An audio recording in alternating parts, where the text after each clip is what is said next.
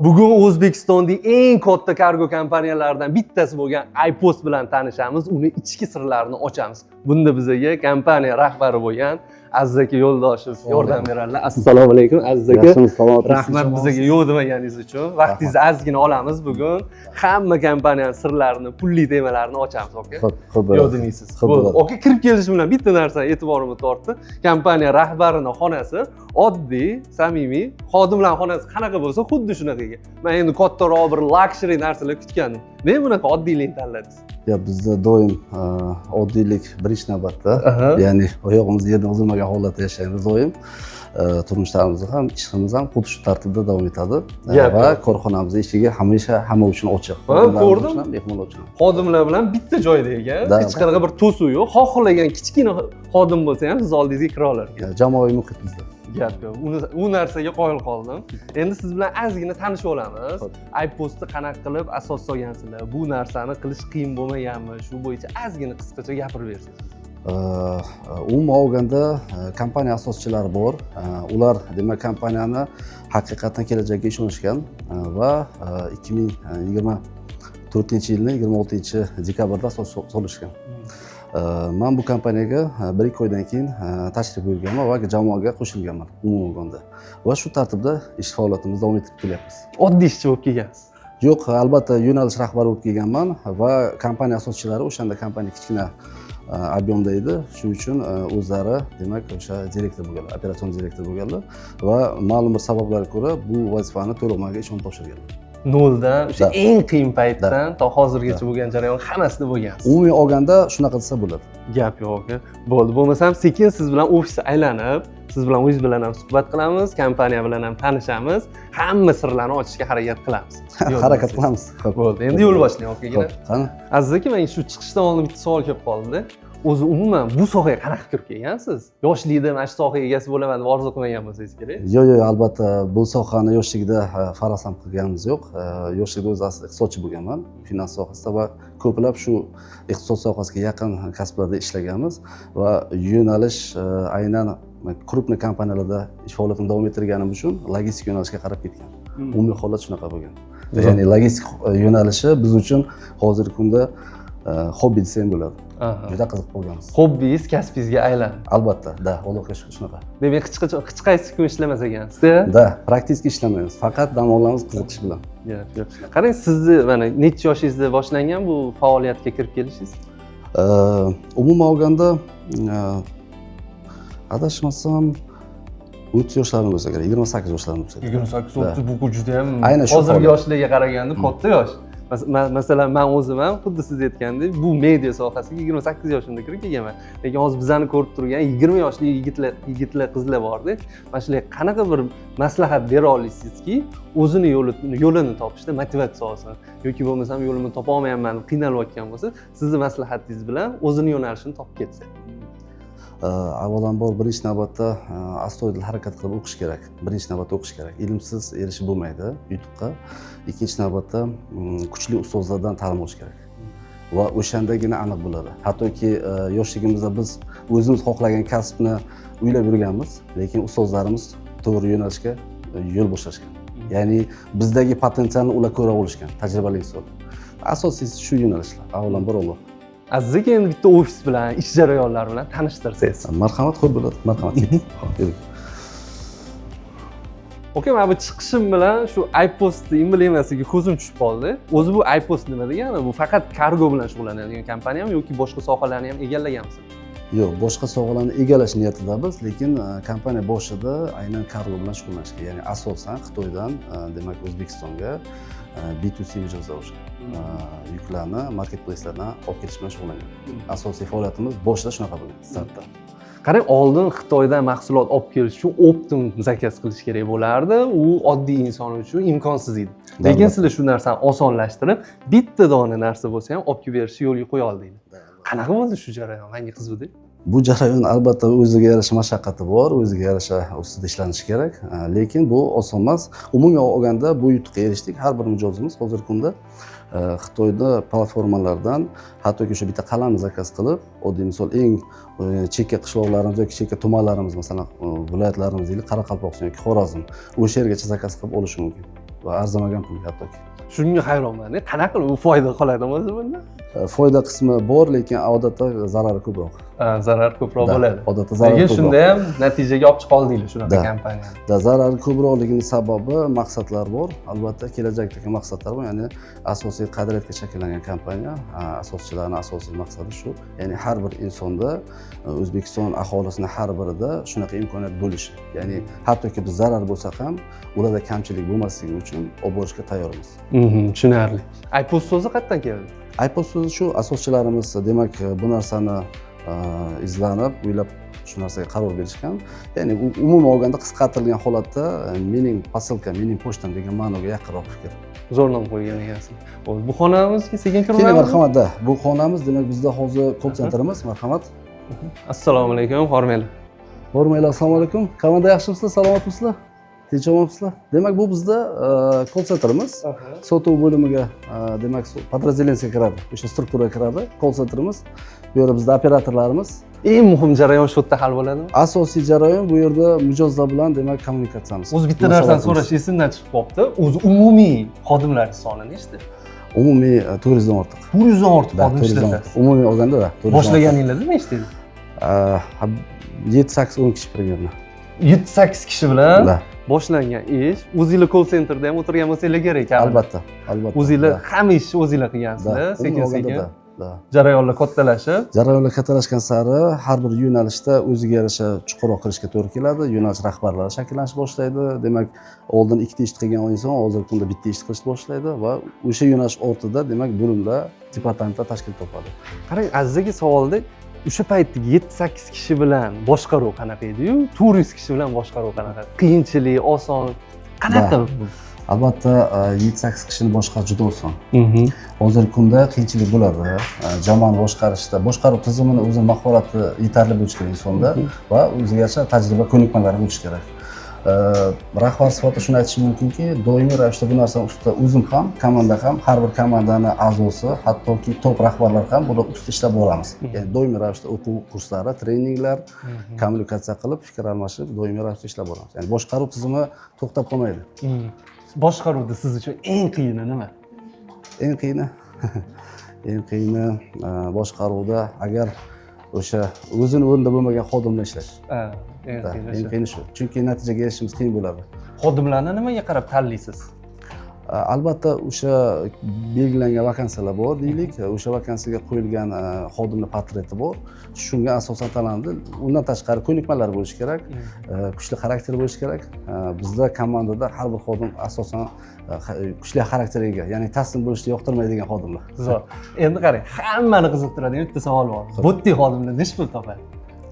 O'zi bu xodimlarni kompaniyada o'rni, darajasi qaysi urovenda? Pastki, o'rtancha yoki eng tepadagi urovenda pul olib keladigan xodimlar bo'ladi-ku. Bular o'shalarmi?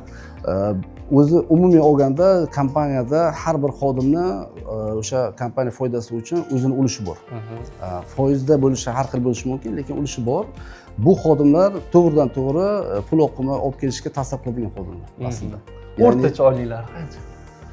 Xo'p, sredniy olganda masalan deylik 5 milliondan masalan 8-9 milliongacha oladi. Mana shu xonani ichida o'tirgan xodimlar. Telefonda gaplashib. Albatta. U yerda KPI olingan zakazga qo'shimcha yana bonuslari ham bo'ladi. Albatta, bizda KPI tizimi joriy qilingan. Bu bo'yicha yo'nalish rahbari bor, bo'lim rahbari, undan tashqari departament rahbarlarimiz bor hozirgi kunda. Kommersiya ular KPI tizimini joriy qilishgan. O'sha asosda hisoblanadi. Zo'r. Bular hammasi avtomatlashtirilgan. CRM tizimlari ulangan, telefoniya ulangan va hozirgi kunda mana shu bir hafta 10 kun ichida, ya'ni AI ni yangi xil versiyasini ulash taraddudida turibmiz.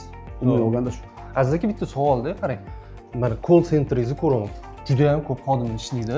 Lekin kargo sistemasida men eshitdim, mashinniklar ham bor ekan. Ular ham xuddi shunaqa tizimda ishlashadi. Telefonda gaplashib, o'sha sizga qanaqa mahsulot kerakligini olib, pul o'tkazgandan keyin yo'q bo'ladi. Mana shu narsani qanaqa qilib bilib olsa bo'ladi? Oddiy odam sifatli kargo kompaniyasi qanaqa ishlaydi-yu, mashinnik kargolar qanaqa bo'ladi?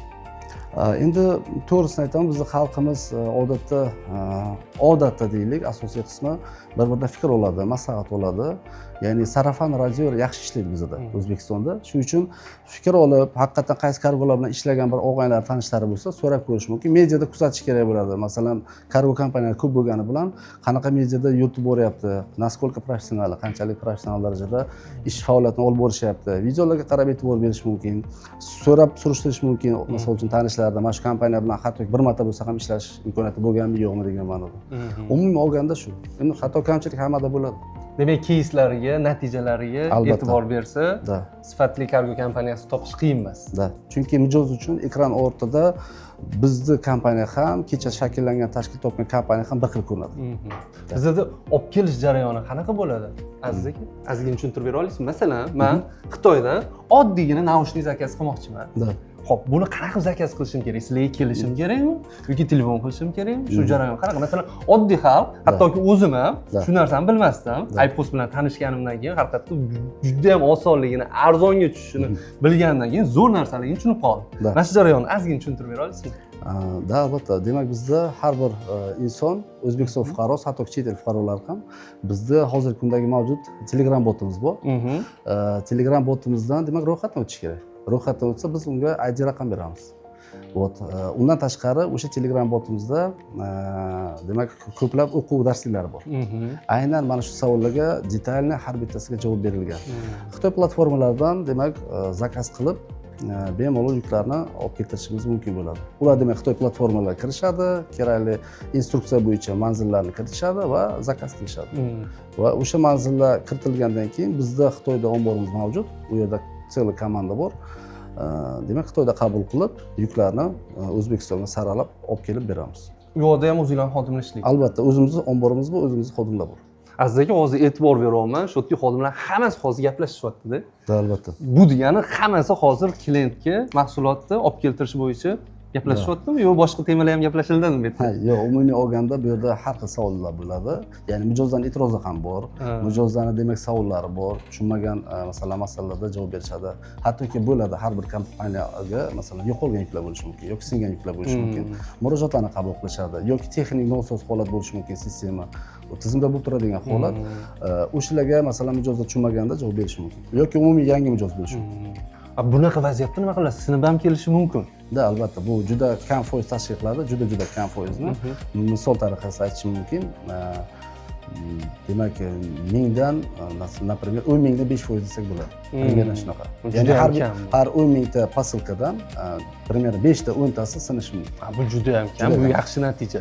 Umuman olganda bu hol bor va bu narsa nazoratda bo'ladi bizda. O'rtacha narxi qanaqa olib masalan bir dona mahsulot olib kelmoqchi bo'lgan odam bir dona etgani ma'qulmi yoki u qanaqadir kilogramm qilib olib kelgani arzonroq tushadi? Endi demak mijozlar turi ko'p, bir xillari bir dona o'ziga olishadi, bir xillari vaynisga ham olishi mumkin. Imkon qadar kattaroq partiyani olganlari yaxshi yoki kattaroq ko'proq yuklarni olganlari yaxshi. U bizga ham yaxshi, ularga ham. Nega desa, bu yuklar asli o'shandagina kompaniya ishlashi mumkin.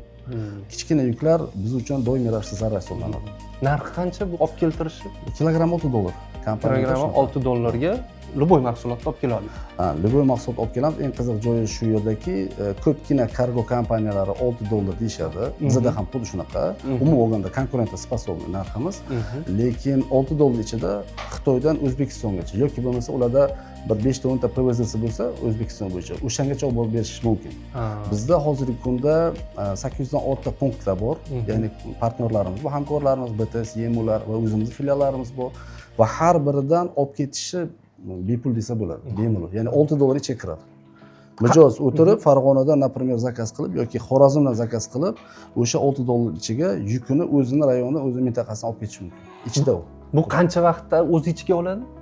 Umumiy holatda aslida biz mijozlarga 12-15 kun deymiz. Bu oddiy bir 80-90% mana shu tartibda davom etadi. Lekin kechikishlar bo'ladi ba'zida. Yo'l tirbandligi, chunki xolos chegaradan o'tuv qismi bor yoki saralash punktlaridagi qanaqadir holatlar bor, force major holatlar yoki bayram kunlari bor. Bir kelganda 5 ta, 6 ta, 8 ta partiya keladigan tirbandlik bo'lib qolishi mumkin ish prosesida ham. No bu cho'zilish ehtimoli bo'ladi. Umumiy olganda biz 12-15 kunni mijozlarga aytamiz, chunki haqiqatan shu kunga keltirgan qismimiz ko'p. 80-90% tashkil qiladi. Zo'r, aka. Aziz aka hozir e'tibor beryapman-da, shunda aytyapsiz, Xorazmgacha ham yetkazib bera oladi. Nukusga desa Nukusgacha. Albatta, da O'zbekiston Qanaqa qilib bu o't uyg'onadigan filiallaringlar bormi? Da. Demak bizda umumiy olganda aytdim 800 dan ortiq filialda, buni ichida masalan BTS kompaniyasining filiallaridan foydalanamiz. 300 tacha, Yemo kompaniyasi 300 tacha va undan tashqari o'zimizda hozirgi kunda kechagi ma'lumotga adashmasam 250 ta o'zimiz filial bor. 250 ta. Shunda umumiy hisobda iPost filiallari nechta bo'lyapti? Hozirgi kunda 850 900 atrofida bo'lyapti. 800 dan ortiq. Da. Ya'ni bu umumiy holatda mijozlar uchun iPost taklif qiladigan filiallar desa bo'ladi. Uning ichidan 600 tasi albatta hamkorlarimizniki, lekin ungacha yetkazib berish ham bizni o'sha zimmamizda mijozlar uchun.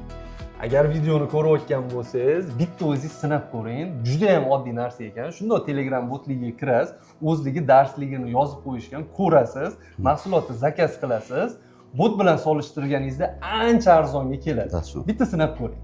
Shunaqa, albatta. Davom etamiz. Aziz aka, endi keyingi xonalarni ham bitta. Da, albatta, keling mana. Aziz aka, rahbar sifatida bir kuningiz qanaqa o'tadi? Har kuni har soat ofisda o'tirasizmi yoki boshqa joylarga ham borib qanaqadir masalalarni hal qilasizmi? Demak, yo'q, doimiy ravishda ofisda o'tmaydi.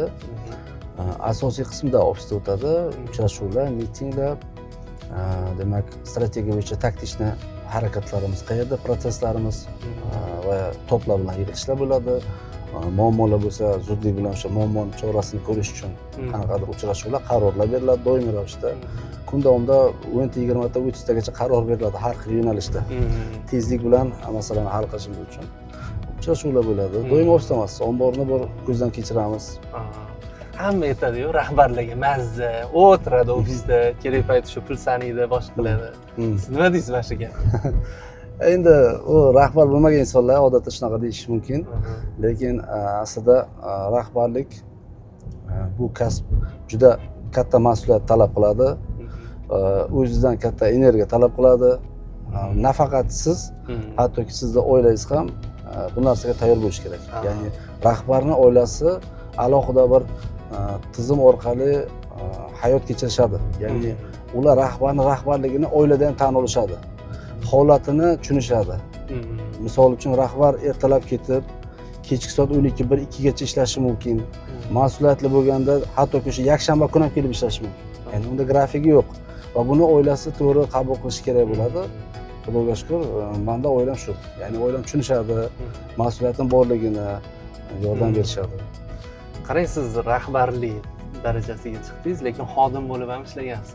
Qanaqa rahbarlarni ko'rdingiz, o'zingiz qanaqa rahbar bo'ldingiz? Albatta, tajribamda xodim bo'lib yoki bir top rahbar bo'lib ishlagan vaqtlarim juda ko'p bo'lgan. Odatda meni boshqargan rahbarlar yaxshi insonlar bo'lishgan. Ajoyib insonlar bo'lishgan. Har birlaridan o'rgangan saboqlarim ko'p. Har bir rahbarimni to'g'risi ustoz sifatida ko'raman. Munosabatlarim doimiy ravishda ochiq. Hali-haligacha suhbatlarimiz bor, munosabatimiz bor. Fikr alishamiz, do'stona hattoki fikrlarimiz o'rtoq bo'lib. Mana shu rahbar bo'lgan insonlarga ko'piga shu savolni beraman-da. Mana shu yaxshi rahbar bo'lganlarini hammasi xuddi shu gap ketadi. Men yaxshi rahbarlarga uchradim va ulardan yaxshi bir darslarni oldim. O'sha insonlarning tajribasi menga o'tdi deyshadi. Lekin rahbarni yomonlaydigan insonlarni ko'piga e'tibor bersangiz, ular rahbar emas, qaysidir darajada o'sha qotib qolgan xodimlar bo'ladi. Sizda ham ko'p uchratasizmi mana shunaqa odamlar? Albatta, inson tabiati har xil, lekin yaxshi niyat qilib, harakat qilish kerak, lekin doimiy ravishda masalan rahbarlikka qarab harakat bo'lmagan aslida, to'g'risi. Insoniyligimcha qolishim haqida harakat bo'lgan. Ya'ni tabiatni o'zi, atrofingiz, komandangiz, muhit sizni shu tomonga qarab shakllantirib yo'l boshlaydi va mas'uliyat bergandan keyin, ya'ni men shu narsani javob bera olishimga qolganlarning ko'zi yetyapti, demak bu ishonchni oqlashim kerak deb keyin kirishasiz. Ya'ni albatta har bir inson yoki har bir ota-ona o'zini farzandini bir yaxshi joylarda ishlashini yoki korxona rahbarlari bo'lishini albatta xohlaydi. Biz o'zimiz ham xohlaymiz farzandlarimiz. Allohga shukr. Lekin eng asosiysi yaxshi inson bo'lish, halol, pok mehnat qiladigan inson bo'lish. Endi tabiat, muhit, jamoa, atrofidagi holat, insonlar qanaqa bo'lsa, shu joyda moslashish uchun kezi rahbar ham bo'lishi kerak bo'ladi. Aziz aka, mana shu kompaniya rahbarigacha bo'lgan hayot yo'lingizni ozgina qisqacha bo'lib gapirib bera olasizmi? Da gapirsa bo'ladi. Demak, o'zi asli soham iqtisod yo'nalishi bo'lgan. Aha. Ya'ni iqtisod tugatganman Moliya institutini va o'zimning yo'nalishimda bank sohalarida ishlaganman. Keyin частный sektorga, ya'ni частный sektorga o'tib, kompaniyalarda ish faoliyatini davom ettirganman. Har xil yo'nalishlarda, fin otdellarda, sotuv otdellarida va shu tartibda logistika, optoy торговля, kargo sohalariga kirib kelganman. Umuman olganda, aynan shu yo'nalishlarda, masalan, 17-18 yillardan faoliyatimni boshlaganman. Bunda aynan operatsion qismiga qarardim. Masalan, deylik, logistik kompaniyalarda, demak, mijozlar bilan ishlash qismida qarardik. Asosiy faoliyat shu bilan boshlangan, aynan logistika yo'nalishi.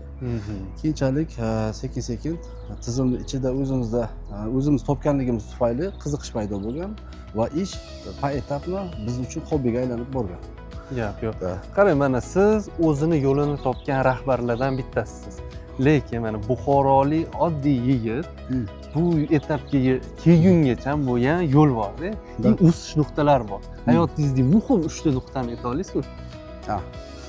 Bu avvalambor Alloh yoshlikdan boshlangan. Bizda masalan biz oilada 3 ta farzandmiz. Men katta farzandman. Va birinchi navbatda har bir insonni ustozi otasi hisoblanadi o'g'il bola uchun. Yoshlikda otamiz, dadamizlar bizga aynan menga mas'uliyatli ishlarni yoshligimdan, yosh bo'lishimga qaramasdan topshirganlar. Albatta u yerda xatoliklar ko'p bo'lgan va shuni oqibatida mas'uliyatni his qilish, ya'ni kengroq o'ylash, kengroq fikrlash, ya'ni o'zimizni yoshga nisbatan uzoqroq o'ylash intuitsiyasi o'shandan paydo bo'lgan. Men shunaqa deb o'ylayman. Ya'ni inson oddiy inson bo'lib shunaqa fikrlaydi. Возможно, buni psixologik boshqa narsani ta'siri bo'lishi mumkin. Yoshlikdan lekin shu tartibda davom etgan. Doimiy ravishda. Ya'ni mas'uliyat olingan va uni ustida doimiy ravishda ishlangan.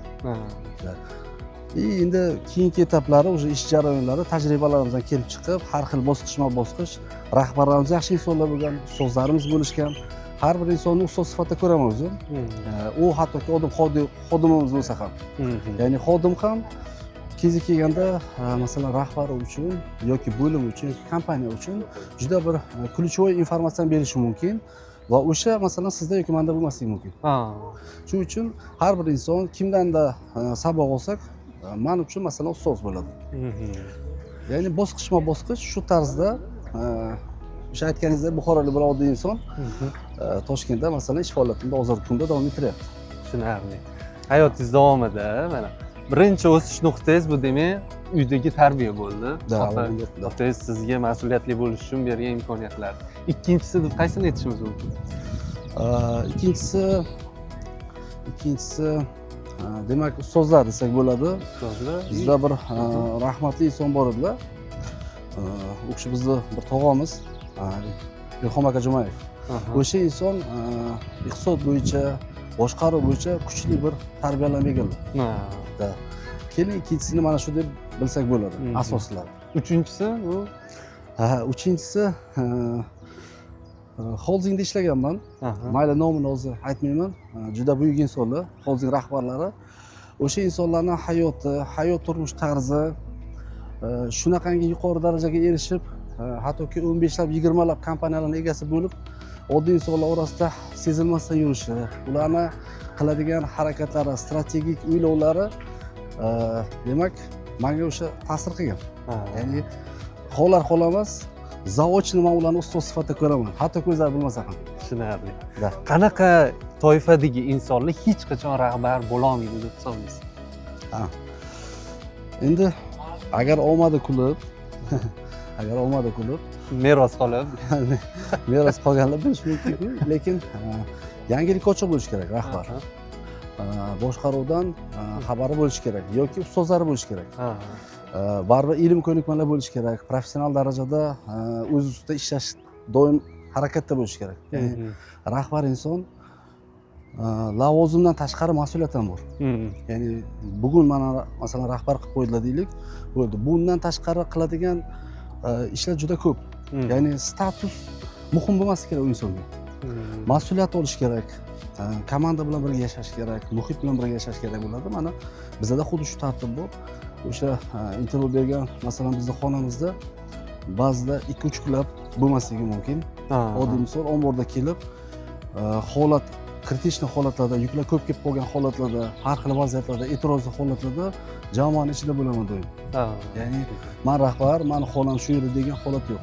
Ba'zi bir momentlarda men strategik o'ylagan taqdirda ham, men tizimli yo'lga qo'ygan taqdirda ham force majorda rahbar o'zidagi liderstvoni komandaga ko'rsatish kerak bo'ladi. Tushunarli. Stress holatlarda. Shu rahbarlik paytingizda negativlar bilan ishlash yoki o'xshamagan loyihalar bo'lganda qanaqa yo'l tutasiz? Demak, bizda bunaqa holat o'zi ora-orada bo'lib turadi. Mijozlarimiz o'zi e'tirozlardan shuni bilib olsak ham bo'ladi. Ya'ni bizda doimiy hammasi ideal, hammasi отлично degan fikr yo'q. Xato kamchiliklarimiz bor, lekin biz unga ochiq. Endi stressli holatda qanaqa bo'ladi desangiz, birinchi navbatda masalan jamoamizni, komandamizni kompaniyaga bo'lgan ishonchini, kompaniyaning salohiyatiga bo'lgan ishonchini, o'ziga bo'lgan ishonchini men komandaning ichiga kirib ko'rsataman.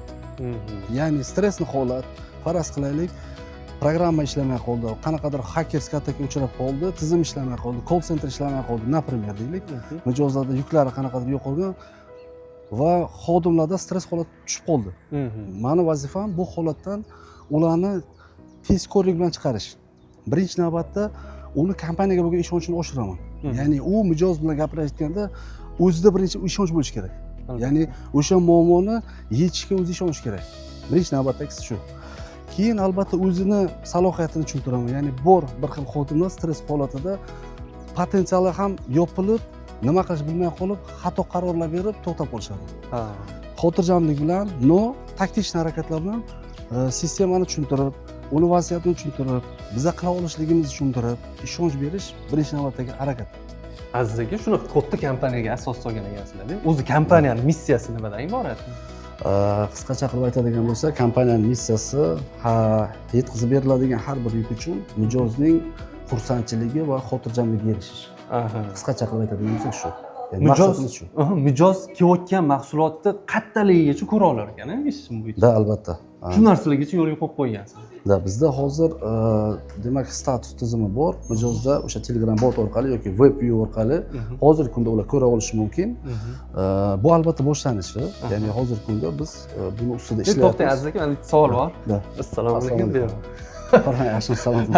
Avvalida bitta qiziqda, biz bemalol o'tiraversa bo'ladi bular. Aziz aka, mana bu narsaga bizga keyin pretenziya bo'lmaydimi? Chiqib bunaqa narsalar qo'yib qo'ygan ekansiz. Bir marta eskirishini qilamiz. Bir marta foydamiz bo'ladi. Davom etamiz. Rahmat. Bu yoqda ham call centerchilar o'tirishadi, yangi xonalarni tayyorlayapsizlar. Da, shunaqa. Marhamat. Sekinroq yurar ekanmiz. Bu demak bizni umumiy olganda boshqaruv xonalarimizdan biri desak bo'ladi. 2-3 ta bo'limimiz bor. Bu yerda marhamat, keling, men tanishtiraman sizni. Assalomu alaykum, Hormen. Charchayapsizlar? Mayli, assalomu alaykum va rahmatulloh. Tak. Bu xonamiz qanaqa xona aziz? Demak, bu bizning sifat nazorati bo'limi, bu yerda logistika bo'limi, demak mana bu yerda marketing media bo'limimiz. Umumiy olganda mijozlarimiz demak har xil demak murojaatlar qilishadi. Murojaatlarimiz hozir siz bilan biz ko'rdik, call centerimiz bor. Agar o'sha call centerda yecha olishmasa yoki o'sha savollarga javob topa olishmasa, demak sifat nazorati bo'limiga murojaat yo'naltiriladi. Kompaniyani bir eng muhim bo'limlaridan bittasi. Albatta. Doimiy ravishda buni ustida ishlab, izlanib ish olib boryapmiz. Undan tashqari logistika bo'limimiz bor. Bu bo'lim yaqinda tashkil topgan. Umuman olganda bu 25-26-yillarni o'sha o'rtasida desak ham bo'ladi. Perihodnoy vaqtda tashkil topgan bu bo'limimiz. Ya'ni shu bo'limga asos solganmiz. Bu degani, demak, sizlar o'sha logistik kompaniyaga aylanasizlar, kattalashyapsiz. 26-27-yildagi strategiyalarimizdan biri shu. Qisqacha qilib aytganda shu. Qarang, mana media bo'limimiz bor. Bular media bo'lim. Da. Xo'p, bu xonadonlarning narxini so'rasak bo'ladimi? Oyliklari qancha? Eng kamida va eng ko'pida qancha topish mumkin shunaqa sohada ishlab? Bu xonada umumiy olganda demak 6-7 milliondan boshlanadi. Demak, yuqorisi aynan shu xonadagilarniki 20 milliongacha bor. Zo'r. qarang, mana shu darajaga chiqish uchun yoshlar qaysi sohalarni egallash kerak? Hozir juda ham ko'p yoshlarga e'tibor beraman, hali kichkina, 20 yosh. Lekin stress, depressiya deyishadi-da. Nima qilaman, pul topib, qanaqa pul topaman, qaysi sohani egallasam ekan deydi-da. Mana hozir siz bilan ko'ryapman, call centerdan tortib, umuman kompaniyada qanaqa xodim bo'lsa, yaxshi oyligi, yaxshi ishda, ofisda kiyimlari toza, yaxshi sharoitda ishlashyapti-da. Qanaqa tavsiya bera olasiz? Mana shunaqa sohalarga kirish uchun nima qilish kerak?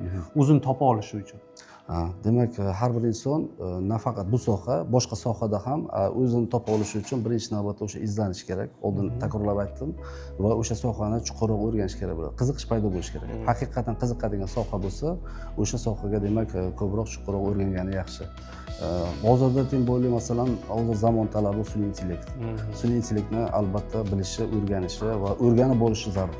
Ya'ni o'rganibgina qolmasdan o'rganib bo'lish zarur. Doimiy ravishda. Hattoki biz toplar ham doimiy ravishda bu narsani izlanib o'rganib boryapmiz. Sun'iy intellekt haqida gapirdingiz. Ko'pchilik o'sha kelajakda ko'p sohalarni sun'iy intellekt egallaydi va ko'pchilik ishsiz qoladi degan gaplar. Sizlarni ham sohaga ta'sir qilishi mumkinmi? Demak, sun'iy intellekt egallaydi degan gap to'g'ri gap umumiy olganda, lekin ishsiz qoladi degan gapdan ozgina yiroqman. Bu meni qarashim to'g'rirog'i. Ya'ni sun'iy intellekt o'sha xodim bilan birgalikda ishlab sistemani tizimini kuchaytiradi, hajmni kuchaytiradi. Ya'ni oldin bitta inson ma'lum bir darajadagi ishni qiladigan bo'lsa, hozirgi sun'iy intellekt bilan uni 5-10x ni qilishi mumkin ma'lum bir muddatda. Va undan tashqari xodimni sun'iy intellekt o'stiradi agar o'zining salohiyati bo'lsa. Lekin xodimda salohiyat bo'lmasa, sun'iy intellekt unga o'rtacha javob berib, o'rtacha o'sha vazifalarni bajarishi mumkin. Ya'ni u yerda malaka ham muhim. Malaka tajriba ham muhim. Aziz aka, hozir mana sun'iy intellekt haqida gapirdingiz-ku. Umuman o'zingiz nima deb o'ylaysiz? Kelajakda qaysi sohalarni egallashi mumkin? Siz aytganingizdek, mana qanchadir qismini egallashi mumkin, lekin baribir inson omili bo'ladi aslida. Butunlay ham egallashi mumkin. Butunlay egallashi mumkin bo'lgan sohalar bor va u sohalar demak biz uchun eski soha bo'lib qoladi. Ya'ni u sohaga talab bo'lmaydi aslida. Ya'ni hozir sun'iy intellekt bilan birda masalan media doimiy ravishda ishlashi shart. Oddiy misol bizda sotuv bo'limida sun'iy intellekt qo'shilgan va kelajakda, yaqin kelajakda buni hattoki bizning mijozlarimiz mana shu yilda sezishadi, operatorlarda keskin o'zgarishlar paydo bo'ladi. Sifat qismimizda ham xuddi shunaqa. Ya'ni kasblarni oladigan bo'lsak, sun'iy intellekt umumiy olganda ma'lum bir jabhalarda kerak. Va u narsa bilan o'sha sun'iy intellekt bilan xodimning o'zining salohiyati bir vaqt o'zida oshib borishi kerak. Yangi kasblar paydo bo'ladi, eski kasblarga hojat bo'lmaydi va hokazo shu tartibda ketadi. Bizning fikrimiz shunaqa. Ya'ni u narsa bilan birga yashashimiz shart. Zo'r. Qarang, menda bitta savol bor. Men kecha o'zim qaytdim Xitoydan, bordim. Bironta inglizcha so'z ko'rganim yo'q. Hamma yoq xitoycha, programmalar, taksi chaqiraman deysizmi, Google'ga kiraman deysiz. Hammasi xitoycha-da. O'zligini programmasini ishlatar ekanda. Shuni so'rasam bo'ladimi sizda? Masalan, YouTube ham ishlatishmasa ekan, Instagram ham ishlat, faqat WeChat. Ya'ni o'zini programmalari. Nima bunaqa qilib qo'ygan Xitoy? Endi Xitoy davlatining siyosati aslida ularning davlatining siyosati, ya'ni tashqi omillardan demak cheklanishgan desa ham bo'ladi, to'g'rirog'i. Mana sizlardan mahsulot olish uchun o'sha Pinduoduo, Alibaba, yana boshqa dasturlar, Taobao, boshqa dasturlarga ham kirsiz, hammasi xitoycha-da. Da. Buni qarang, bu sizlarga o'zi plyusmi xitoychada bo'lgani yoki o'zi noqulayligidan qanaqadir boshqa imkoniyatlardan ham foydalanish mumkinmi? Albatta bu biz uchun yezikovoy baryer, bu minus hisoblanadi. Lekin buni yechib o'tish mumkin. Ya'ni mijozlar bilan demak to'g'riroq aytganda qush tilida bu narsa o'rgatiladi. Ya'ni mana shu iyeroglifni bo'lsing, keyingi mana bu iyeroglifni bo'lsing degan ma'noda video darslar qilinadi. Chunki ular xitoy tilida, masalan, perevodi o'zbekchada yoki ruschada yo'q. Bizning xalqimiz uchun juda qiyin, yezikovoy baryer muammo. Lekin uning yechimlari bor, to'xtab qolmasligimiz kerak. Sizlardan faqat shu programmalar orqali zakaz qilish kerakmi yoki masalan men deylik BYDdan mashina olib keltirmoqchiman. Shu narsani ham sizlarga olib keltirsa bo'ladi. Albatta hozirgi kunda kompaniyada bu narsada demak imkoniyat yo'q. Aynan kattaroq masalan BYD yoki avtosalon yoki boshqa yuklarda 26-27 strategiyada bor bu narsa. Ya'ni kompaniya kengayib boryapti. 26-27da demak murojaat qilsak bo'ladi. Albatta inshaalloh. Arzon narxda olib kira olamiz. Harakat qilamiz, qalb bor olib kelishga. Agar arzon bo'lsa, birga biznes boshlaveramiz. Rahmat. Ko'rdinglar, keyingi yildan mashina ham olib kelish imkoniyati ochilishi mumkin ekan. O'shaning uchun hozirdan harakat qilib, kichkina narsalarni zakaz qildirib, tayyor bo'lib olsanglar, ochilishi bilan birinchilardan bo'lib arzon narxda olib kirib olsanglar bo'ladi. To'g'ri. Aslida yana bir qo'shimcha ma'lumot, asli mashina olib kelish masalasida bizda holdingni boshqa yo'nalishida boshqa kompaniyamiz bor, ya'ni rahbarlarga tegishli. Aslida hozirgi kunda ham mashina olib kelamiz. Faqatgina iPost kompaniyasi bu ish faoliyati bilan hozirda shug'ullanmaydi. Aslida bu imkoniyati bor, ya'ni biznes boshlashingiz mumkin. Bu Aziz aka, o'zingiz ham Xitoyga borganmisiz? O'tgan yili Xitoyda bo'ldik, Xitoy safarida jamoamizning to'plari bilan demak bir necha shaharlarda bo'ldik. Qanaqa taassurotlar oldinglar aka? Xitoyga masalan aytaylik rivojlanib ketishida nimalarni ko'rdingiz? Xitoy bir ajoyib shahar ekan. Juda rivojlangan, juda ajoyib. Aslida rivojlanishini omili meni nazdimda o'quv tizimi deb bilaman. Davlatning ta'lim tizimi deb bilaman. Ya'ni insonlar qadriyatga to'liq taslim bo'lib yashashadi. Faqatgina kompaniyasini emas, hattoki davlatini siyosatiga to'liq taslim bo'lib yashashadi va bu to'g'ri. Umumiy olganda ular masalan bizning xalqimizdagi ilm saviyasi deylik ularda ham bor, bizda ham bor. Ya'ni biz ulardan orqa qolganligimiz ilmsizligimiz emasligini tushundim. Bizdagi insonlar, ilmli insonlar juda ko'p. Ularda ham bor. Ularda hattoki bizdan ko'ra slabiylari bor. Lekin davlatning yutug'i doimiylik, tizimlilik va tartiblilikda bo'lgan.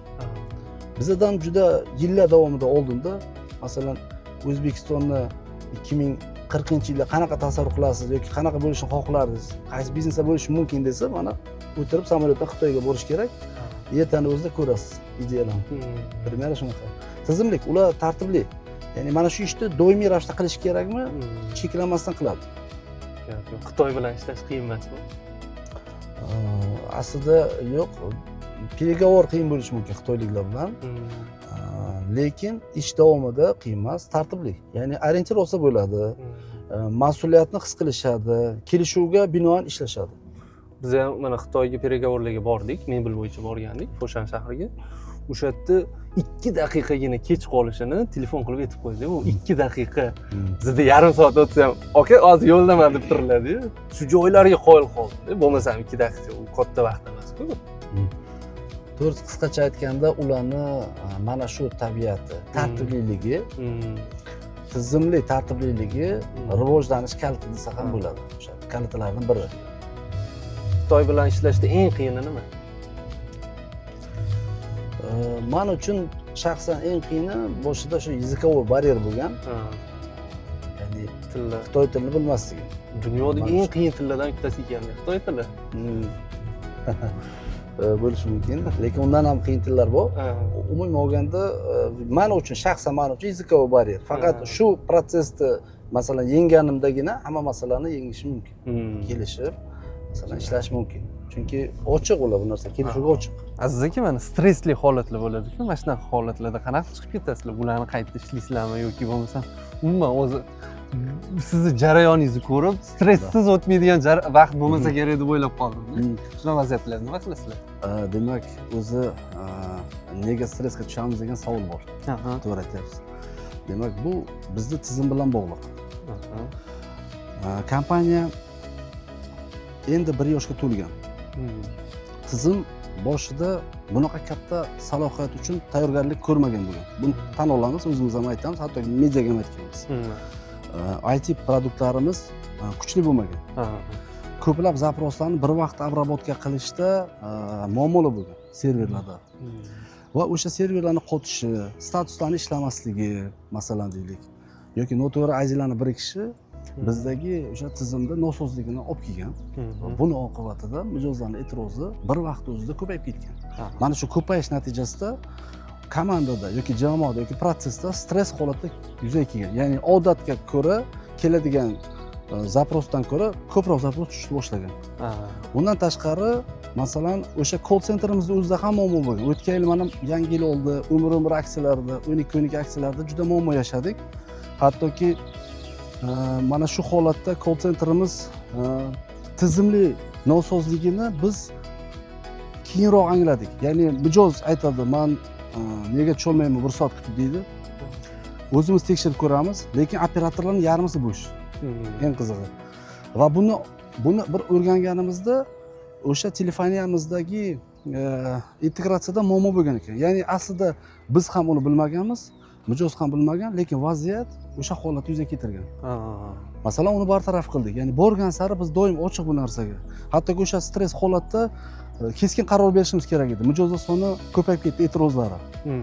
Shunda men o'zimning shaxsiy raqamlarim, barcha toplarning shaxsiy raqamlarini mediada открыт oshkora e'lon qildik.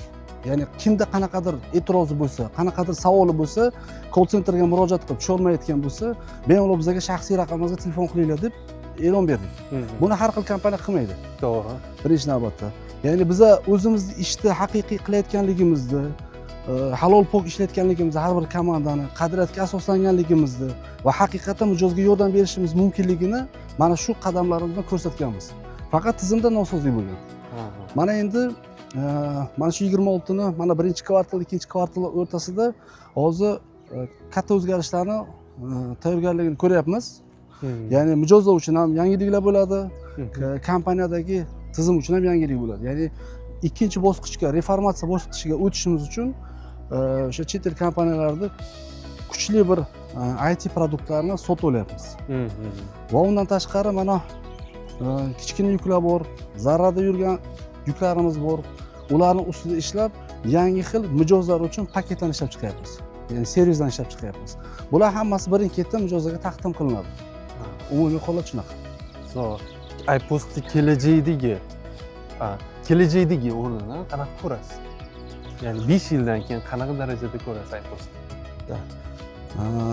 iPost kompaniyasini 5 yildan keyin nafaqat kargo kompaniyasi sifatida, balki logistik kompaniya sifatida, ya'ni nafaqat Xitoydan, balki butun dunyodan O'zbekistonga kirib keladigan kuchli bir o'sha marketplace'lar deymizmi yoki investorlar deymizmi, ular uchun birinchi o'rindagi ishonchli kompaniya sifatida ko'raman. Ya'ni eng kamida 4PL, ya'ni bu logistik termin atamasi, umumiy holatda uning ichida ham dostavkasi, ham skladlari, ham fulfillmenti, ham tizimli, masalan tizimi va hokazo produktlarni o'z ichiga olgan katta bir logistik kompaniya sifatida ko'ramiz. Zo'r. Kompaniya hozir rivojlanish bosqichida, bu eng qiyin bosqich hisoblanadi. Shu bilan birga siz mana shu bosqichni 0 dan to hozirgacha bo'lgan jarayonlarda hammasida borsiz. Bir kun kelib shu hayot yo'lingizdan keyinchalik, masalan, oilangizga hozir kam vaqt ajrataman dedingiz boya. Keyinchalik afsuslanmaysizmi, nima deb o'ylaysiz? Endi mana bunaqa holat, albatta har bir inson muvozanat saqlash kerak, ish bilan oilani. Lekin rivojlanish bosqichida xolar-xohlamas o'sha qurbonlik qilish kerak bo'ladi. Ya'ni inson ma'lum bir vaqtini shu yo'nalishga qurbonlik qiladi. Bu uchun o'sha insonni, unga tegishli yaqin insonlar, masalan oilam, oila a'zolarim, oshna og'aylarim, komandam bu narsani to'g'ri qabul qilish kerak va qabul qilib kelishyapti. Ma'lum bir muddatdan keyin afsuslanmaysizmi desa, hozirgi kundagi fikrim albatta yo'q, sababi qiladigan ishim, amallarim bular hammasi o'zimning qiziqishlarim, hobbilarim. Ya'ni asli men ish qilmayapman. Men o'zimning qiziqishim yo'lida yuribman. Va bu qilayotgan ishingiz nafaqat bir inson uchun, balki bir nechta insonni, umumiy bir xalqni mushkulini oson qilish uchun qilayotgan ishlar. Albatta o'shaning ustida harakat ketyapti. Bu yerda minglab, millionlab insonlarni uchun demak bir yangi bir madaniyat shakllantirish ustida qayg'urilyapti. Zo'r. Shuncha mana bizneslarni yo'lga qo'ydinglar, mayli. Baribir har qanaqa biznesni asosida baribir foyda, daromad qilish ko'riladi. Mana shu biznes orqali mana moliyaviy erkinlikka erishgan insonsiz. O'zimda bir savolim bor. Millionerlik bu siz uchun nima? Endi hozirgi zamon talabida bu status bo'lishi mumkin, lekin menda u imkoniyat bo'ladi. Yangi orzular uchun, yangi niyatlar uchun, xayrli hattoki niyatlar uchun ham u imkoniyat hisoblanadi. Albatta summa qanaqa katta bo'lishidan qat'iy nazar insonning qadriyatiga bog'liq baribir deb o'ylayman. Ya'ni shu holatimda ham 5, 10, 100 million dollarim bo'lganda qanaqa bo'lar degan fikr doim bo'ladi va bu narsani o'sha finansiy mishsini doimiy ravishda shakllantirib boramiz. Endi inson o'zini yo'qotish kerak emas. Agar o'ziga yarasha niyatlari, planlari bo'lsa, o'shanga qo'shimcha imkoniyat, asosiy imkoniyat sen bo'ladi. To'g'ri. Inson o'zini millioner deb hisoblash, boy deb hisoblash, o'zi unda qanaqa pul bo'lishi kerak deb hisoblaysiz?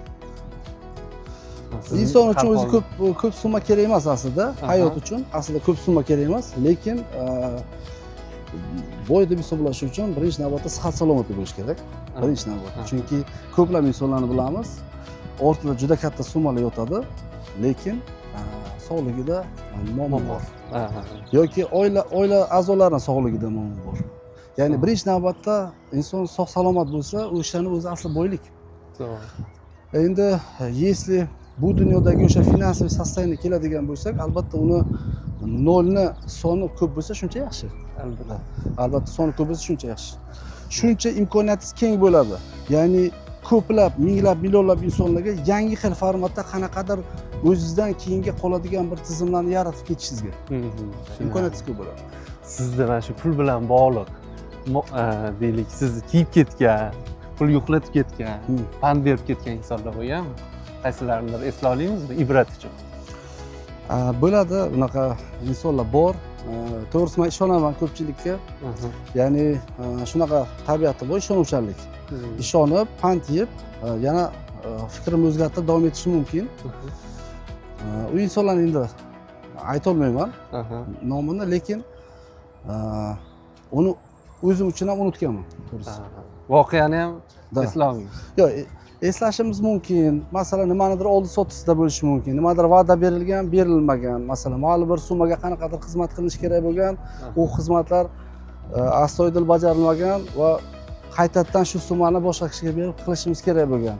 Bunaqa joylari ko'p, lekin bu holat men uchun qanaqadir esda qolarli bo'lmaydi, to'g'risi. Bu narsaga ko'p fokus qaratmayman aslida. Ko'p turadi.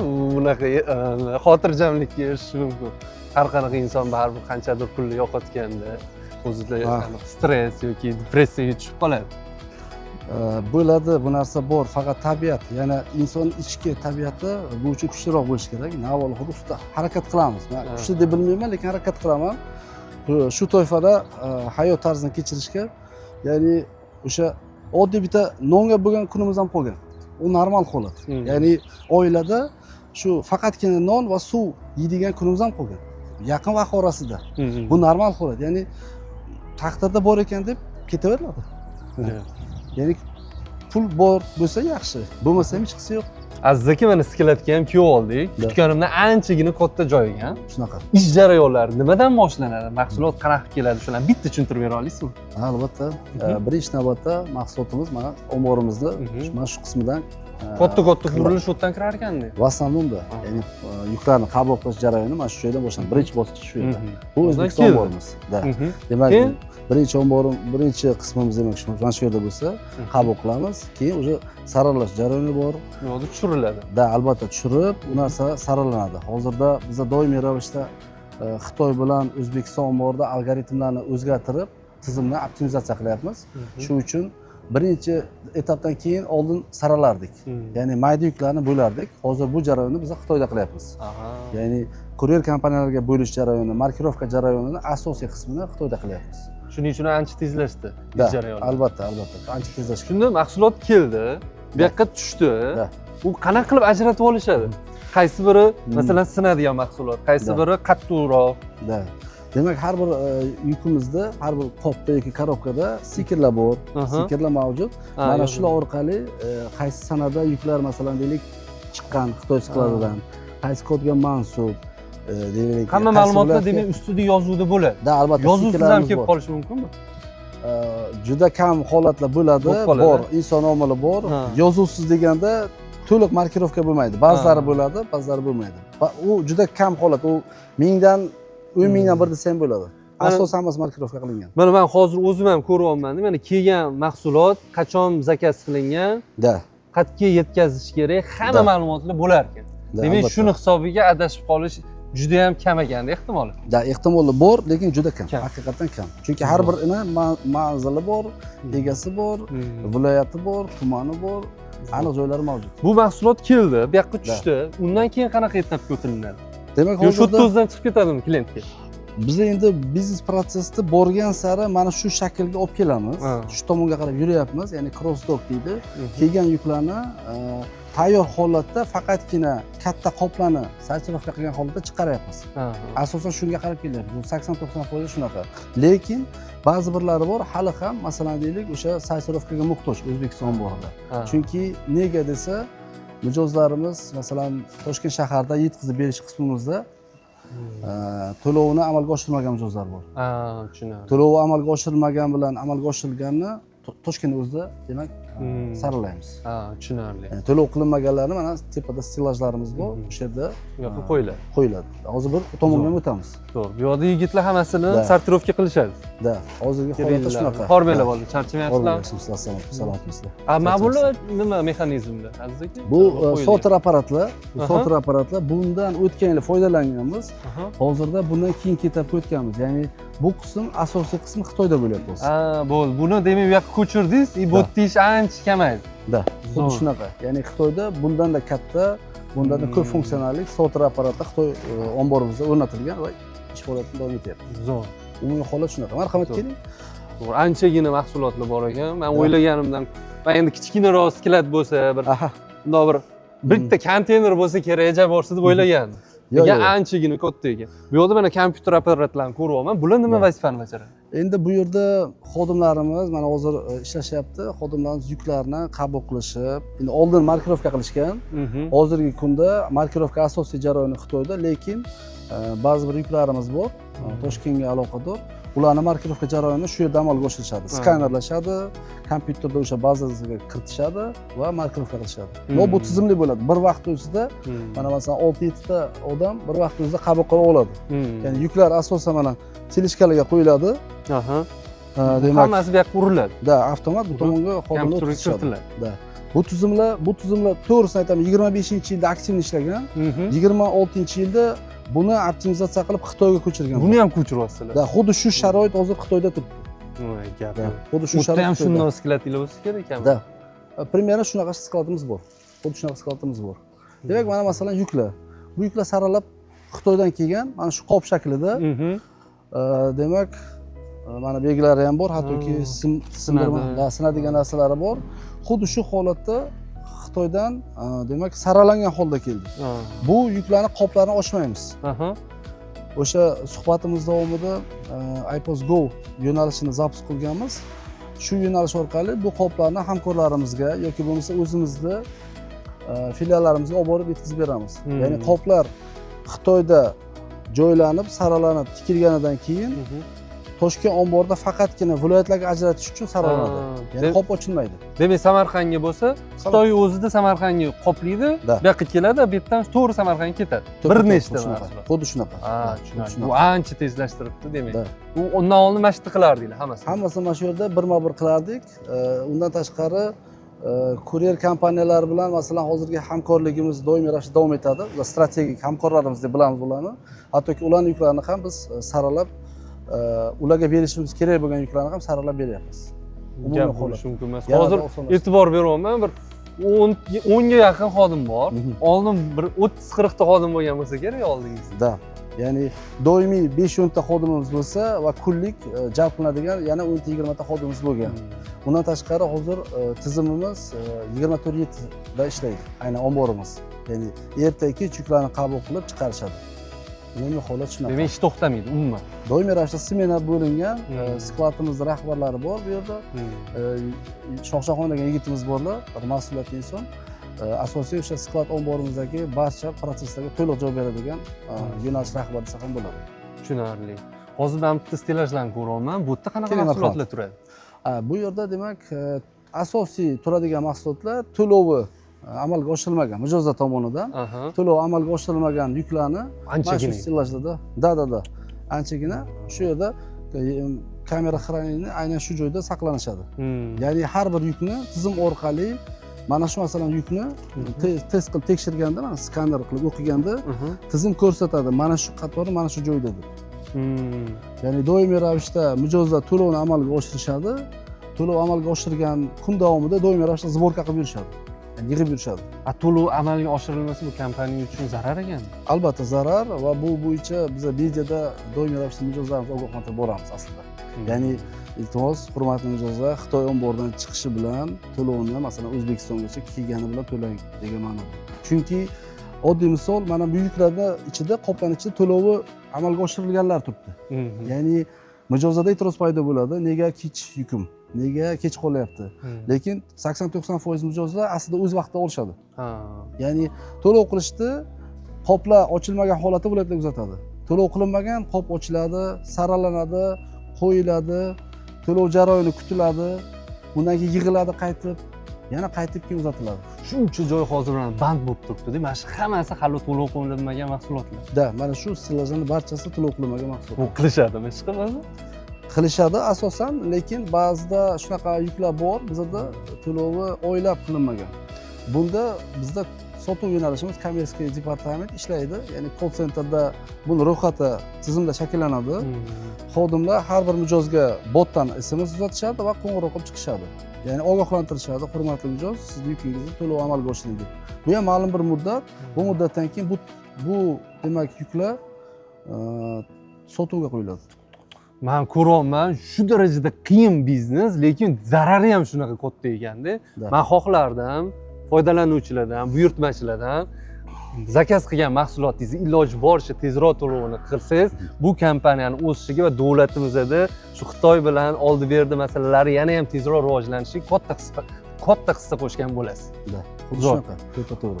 Men xohlardim aziz aka, men bunaqa kompaniyalarni yana ham kattalashishini, chunki bilamiz Xitoydan mahsulot olib keltirish anchagina arzon tushadi va insonlarda ko'proq narsa olishga imkoniyat tug'iladi va o'zini ham biznesini ochish uchun yangi imkoniyat-da bu ham. Albatta. Bizda hali ochilmagan zo'r bizneslar bor-da. Men Xitoyga borganimda o'zim ko'rdim.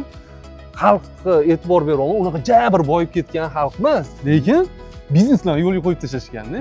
Balki menga shunaqa tuyulgan bo'lishi mumkin, lekin ko'rdim, bizda bundan zo'r imkoniyatlar. Aslida imkoniyatlar ko'p. Xitoyda to'g'risi tijoratda konkurensiya juda katta. Shunaqa. Va Xitoy millati odatda hozirgi vaqtda judagina kam marjaga ishlashadi. Ular ob'yomga ishlashadi ko'pincha. Bizda tezroq boyib ketish odati bor, azina. Ya'ni shu birdaniga shu kattaroq pul berishni. Mana hozirgi kungacha kompaniya asli zararda. Ya'ni metodologiyamizda agar birdaniga boyib ketish yoki bo'lmasa pribilga chiqish, daromadga chiqish, foydaga chiqish maqsadi bo'lardi. Bizdagi hozirgi imkoniyatlar mijozlarga taqdim qilinmas aslida. Ya'ni O'zbekistongacha, Toshkentgacha masalan $6 berib, viloyatlarda pullik qilib qo'yardik. Lekin bu ham bepul. Hozirda o'sha barcha viloyatlarda, barcha punktlargacha o'sha to'langan kargo summasi ichida. Ya'ni maqsad madaniyat shakllanish, birinchi navbatda foyda emas. Ko'proq inson foydalansin, ko'proq inson o'rgansin, u o'shani ketidan hattoki o'zlari tijoratni shakllantirishsin va o'shani ketidan borgan sari sekinlik bilan bo'lsa ham, sekin-sekinlik bilan minuslarimiz keyin plyusga aylanish maqsadi shu. Bu bir necha yillik strategiya ekanda. Albatta. Bir kun kelib baribir foydaga chiqish uchun shuncha zararli yo'ldan bosib o'tiladigan endi niyat qilingan, shunaqa qilib niyat qilingan. Aziz aka, bir oyda necha mingta mahsulot olib kelasiz? Oxirgi ko'rsatkichlarda 300 mingdan ortiq. 300 mingdan ortiq mahsulot. 300 mingdan bir oyda. Qanaqa qilib uni boshqarib qo'lda yozib chiqiladimi har bittasi? Bu adashib ketish. Masalan deylik, o'sha 300 mingtadan 10 mingtasi deylik, bir xil mahsulot olib kelgani faqat nimadirida, diametridami, o'sha katta kichikligidan farq bo'lishi mumkin. Qanaqa qilib adashtirmasdan olib kelasiz? Albatta bu eski formatda bizda demak jurnallarda yo'tilmaydi. Hozir zamonaviy sistema bor, ya'ni o'zimizda dasturimiz mavjud. Shu dasturimiz orqali demak har bir pochta treklanadi, ro'yxatga olinadi va tizim orqali nazorat qilib boriladi. o'sha mijozning qo'liga uchun. Dasturlarimiz juda ko'p. Chunki har bir jabhada masalan sifat uchun alohida dastur, demak mana call centerimiz uchun CRM dasturlari bor. Boshqaruv uchun alohida dastur. Ya'ni shu kabi dasturlardan foydalanamiz. Kompaniyamizning demak qilingan ishlari dasturlarda masalan arxitekturasi kengaytirib borilyapti. Doimiy ravishda IT yo'nalishlarimiz, bo'limlarimiz bor va ular buni ustida doimiy ishlab boryapti. Hozirgi etapda ikkinchi bosqichga o'tish jarayonida kompaniya. Ya'ni kichkina kompaniyadan ma'lum bir katta bir kompaniyaga aylandi. Endi tizimni ham xuddi shu tartibda davom ettiramiz. Umuman olganda dunyo tajribasidan kelib chiqib tayyor produkt, ya'ni tayyor platformalarni, programmalarni o'zi sotib olish uchun pergovor ketyapti. Umumiy tizimlashgan kompaniya bo'libsizlar. Umuman olganda va tizimlash boryapmiz. Shuncha odam mana oyiga 300 ming degani bu juda ham katta-da. Shuncha odam ma'lumotlari maxfiyligi qanaqa saqlanadi? U chiqib ketmasligiga kim garantiya beradi? Aslida biz bu uchun maksimal harakat qilamiz kecha kunduz. IT bo'limida bizda DevOpslarimiz bor, ya'ni o'sha narsani himoya qiladigan yo'nalish bor. Doimiy ravishda ular shuni nazorat qilib borishadi, javob beradigan insonlar bor bu narsaga. Himoyalanganligi kafolatlangan. Da, serverlarni doimiy ravishda himoyalab borishadi, testlar qilishadi, himoya qilishadi. Umuman olganda o'sha sohani egalari bor, ustalari bor. Har bir insonning ma'lumotlari maxfiylikda saqlanadi. Da, xudo xolisa da, xudo xolisa maksimal darajada harakat qilinadi bu narsa maxfiylikda saqlanishi. Mana iPost tarixidagi eng yaxshi qaroringizni qaysi qaror ayta olasiz? Kuniga o'nlab qarorlar qabul qilasiz. Lekin siz qilgan qarorlarning ichida bir o'zingizga yoqadi, mana shu qarorim zo'r qaror bo'lganda deydigan qaroringizni esla olasizmi? Eng yaxshisi aslida ko'p, lekin haqiqatan keling bir yaxshi va kattarog'ini aytsak, iPost Go proyekti bo'lgan. iPost Go. iPost Go proyekti. Bu qanaqa proyekt? Ya'ni kompaniyamiz uchun kuryer yo'nalishini joriy qilganmiz. Bizda rejada bo'lmagan. Kompaniya shakllanayotganda 25-yilda masalan rejamizda bo'lmagan. 25ta boshida. Lekin o'sha qiyinchiliklar, ish prosessidagi qanaqadir uzluksizliklarni uzilishi, biznes jarayonlaridagi muammolar yoki hamkorlar bilan o'rtamizda kommunikatsiyalardan kelib chiqib, demak mana shu iPost Go proyektiga asos solganmiz. Bu hozirgi kunda ish faoliyatini olib boryapti. Asosiy faoliyati iPost kompaniyasiga xizmat qiladi. Ya'ni kompaniyaning Xitoydan O'zbekistonga kelgan yuklarini O'zbekiston bo'yicha bizning filiallarga va Toshkent shahar bo'yicha to'liq yetkazib beradi. Zo'r. O'zini 100% oqlagan qarorlaringizdan biri. Bu bunaqa qarorlardan o'zi anchagina. Juda ko'p. Umuman bir zarar keltirgan qarorlaringiz ham bo'lganmi? Shunaqalarni ham esla olamizmi? Zarar yoki o'zingizga yoqmagan qaroringiz. Mayli, zarar bo'lmagan, lekin o'zingizga yoqmagan shu qaror. O'zimga demak to'g'risini aytaman, qaror berayotganda faqat shaxsiy fikrimga tayanmayman. Bizda jamoaviy qaror beriladi. Men bu narsani qo'llab-quvvatlayman. Ya'ni men doim ochiqman. Komandani, toplarni doimiy ravishda eshitib, umumiy qaror berishga ochiqman. Aslida ya'ni zarar beradigan qarorlar bo'lgan va doimiy ravishda bo'lib keladi aslida u. Eng asosiy ma'no u yerda buni tez anglay olib o'zgartirish. Shuning uchun qarorlar nima uchun ko'p beriladi? Doimiy ravishda o'zgartirib boramiz. Ya'ni mayli bitta variantni tutdik, demak bu o'zini oqlamadi, qisqa fursatda keling o'zgartiramiz. Algoritm doimiy ravishda o'zgarib boradi. Qaror berdik, orqaga chekinmaymiz, shu tartibda ketamiz. Zarar bo'lsa ham degan qarash yo'q. Yoki men aytdim, demak shu fikr rahbar aytdi, endi orqaga chekinmaymiz degan gap yo'q. Ya'ni to'g'risini aytaman, meni fikrimdan bir xodimimizni ideyasi kuchli bo'lsa, men 100% qo'llab-quvvatlayman. Diktator emassiz. Yo'q, aslida o'sha liderstvoda o'sha 3 ta rejimda ishni boshqarsa bo'ladi, avtoritarniy, demokratik, liberalniy. 3 ta pozitsiyada ham ishlay olaman, lekin qalbim demak demokratik, ya'ni ikki tomonni eshitgan holatda. Boshqaruv bo'yicha ham qattiqroq o'qish kerak emasmi? Yo'q, bu qanaqadir qonda bo'ladimi liderlik tuyg'usi? Ikkalasi ham o'qish ham kerak bo'ladi. Masalan, institutlarda o'qiganmiz, undan tashqari qo'shimcha juda ko'p kurslarni bitirganmiz. Yaponskiy institutlarda o'qiganmiz. Yoshligingiz qayerda o'tgan sizlik? Buxoroda Aziz aka, iPostda muvaffaqiyatida nimalarni muhim omil deb hisoblaysiz? Bu omadmi, mehnatmi yoki to'g'ri joyda, to'g'ri vaqtda bo'lishmi? endi avvalambor Alloh, lekin mehnat, omad ham, mehnat ham, mijozlarning ishonchi, komandani o'ziga o'zi ishonchi,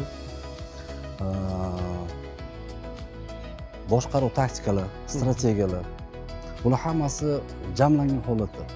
Ya'ni bizni kompaniya tashkil topilgandan oldin ham kargo kompaniyalari bo'lgan.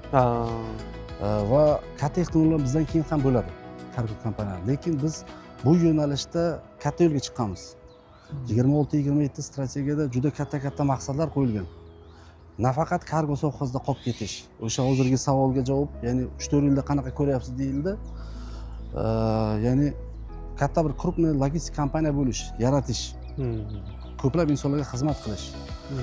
Bu yo'nalishda qilinishi kerak bo'lgan ishlarni aniq bilamiz. Rahbariyat, komanda, toplar barchasi to'liq bilishadi va bu tajribadan aniq o'tishgan. Hech qanaqa avvalambor qo'rquv yo'q. Xotirjamlik bilan aniq qadamlar bilan ketyapmiz. Aniq qadamlar bilan faqatgina kargo sohasida qolib ketish yo'q. Ya'ni bu yo'nalishda qilishimiz kerak bo'lgan ishlar ko'p, strategiyalar aniq. Bu yo'nalishdagi jamoaning qalbdagi xarakteri juda kuchli. Qaytishda hech xayoliga ham ketirishda joy yo'q. Zo'r. Xitoydan haligacha bir zakaz qilishga qo'rqadigan insonlarga nimalarni tavsiya qila olasiz? Qo'rqish yengishdi. Umuman olganda qo'rqish yengishdi, lekin albatta qo'rquv bor, asosi ham bor, chunki aldanish bor yoki bo'lmasa qanaqadir muammoga uchrash bor. Bu normal holat va qolganlarda ham bo'lishi mumkin. O'sha tavsiya, demak, kompaniyalarni to'g'ri tanlash, tavsiyalarga amal qilish, tanish bilishlardan so'rash. Haqiqatdan masalan shu kompaniyaga ishonsa bo'ladimi? Kimda qanaqa tajribasi bor, naprimar. Va hokazo shunga o'xshash omillarga tayangan holatda qo'rquvni yengish mumkin. Ya'ni sabablari bo'lishi kerak. Qo'rquvni yengadigan sabablari. Lekin endi biz iPost kompaniyasi bilan uzatsin degan ma'noda o'zimizni agitatsiya qilmaymiz. Marhamat. Любой kompaniya bilan uzatish mumkin. Har bir bilan alohida uzatish mumkin. Ishlab ko'rishsin, baho berishsin mijozlarning o'zlari. Muammo kimda yo'q? Muammo har bitta kompaniyada bor va bizda hozir ham bo'lgan va bundan keyin ham bo'ladi. Eng asosiysi u muammoni yechish uchun doim biz ochiq, doim harakatda va mijoz ishonchini yo'qotmaslik uchun kafolat beramiz. Ya'ni yo'qolgan, singan va hokazo yuklar uchun to'liq javobgarlikni bo'ynimizga olganmiz. Aziz aka, endi keyingi xonaga o'tamiz. Keling, marhamat. Bungacha bitta savolim bor, aka.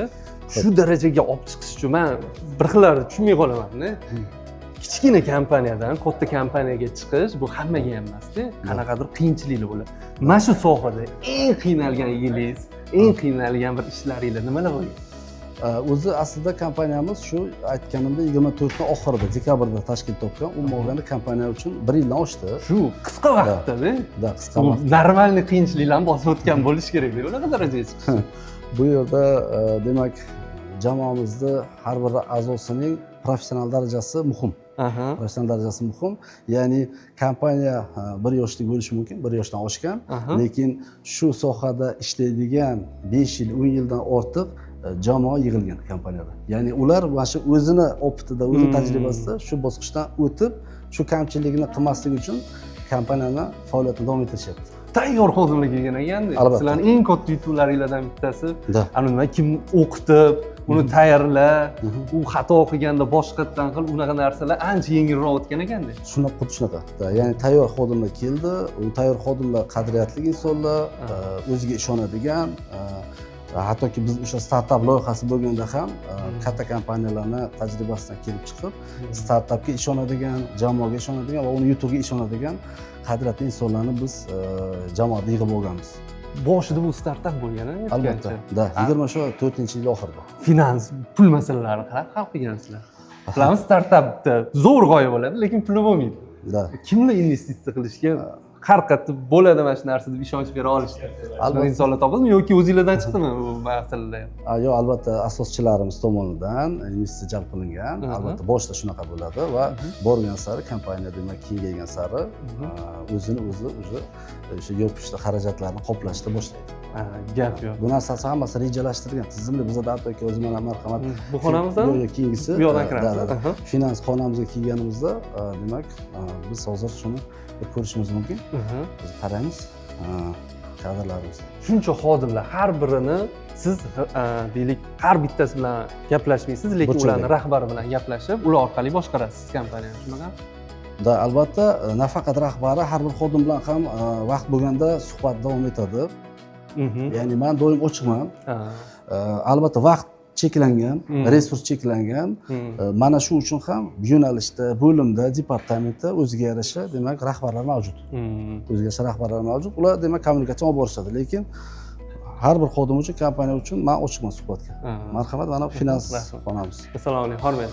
Charchamayapsizlar? Hormatlar, assalomu alaykum. Yaxshimisiz, Bu salomatmisizlar? xonamizda moliya xodimlarimi? Da, moliya va analitika xodimlari kompaniyaning asosiy yuraklaridan biri. Ya'ni umumiy olganda kompaniyani starti uchun ideya bo'lgandan keyin realizatsiyasiga ishontiradigan komanda mana shular. Ya'ni bu sifralarda bular ishontira olishi kerak. Haqiqatdan kompaniya mana bu dinamikalarga erishsa, mana bunaqa xarajatlari bo'lsa, mana bunaqa daromadi bo'lsa-gina yashay oladi degan aniq ma'lumotlarni beradigan komanda a'zolari mana shu. Eng pulli temalar shu yerda hal bo'lar ekan. Albatta. Qarang, menda bitta savol bor. Moliya xodimlarining xatosi tufayli kompaniyaga zarar bo'lgan payt bo'lganmi? Aynan moliya xodimlarini emas, moliyaviy zarar bo'lgan va doimiy ravishda bo'lib keladigan holat bo'ladi bizda. U yerda ikkita uchta misol aytishim mumkin. Birinchisi, mana hozir biz oldinroq suhbatimizda yuklar, kichkina yuklar dedik ekan. Masalan, bitta 50 gramm, 20 gramm, 100 grammli yuklarni olib kelishimiz bu doimiy ravishda moliyaviy zarar. Doimiy ravishda moliyaviy zarar. Bu narsaga hozir tizimlik bir bosqichma-bosqich o'tishimiz kerak bo'ladi. Chunki zararni doimiy ravishda qoplash har bir kompaniya ko'tara olmaydi. Masalan, bu bir tomon desak, xodimlarning xatosi bilan ham yoki tizimdagi ba'zi bir kommunikatsion muammolar bilan ham bizda demak zararlar kelib qolgan vaqti bo'lgan. Eng katta zarar qancha bo'lgan? Aytsa bo'ladimi? Ochiq qilsa bo'ladimi? Eng katta zarar emas, o'sha kattadan kichikroq zarar aytaman.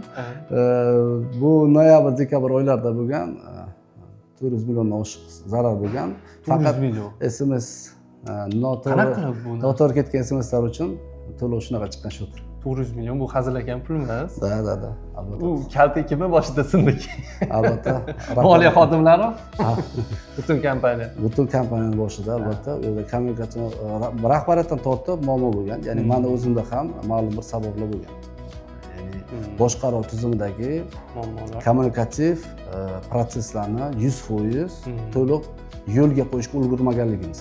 To'g'ri shunaqa. Ya'ni qo'yishimiz mumkin, qo'yayotganimiz aniq, faqat ulgurmaganligimiz.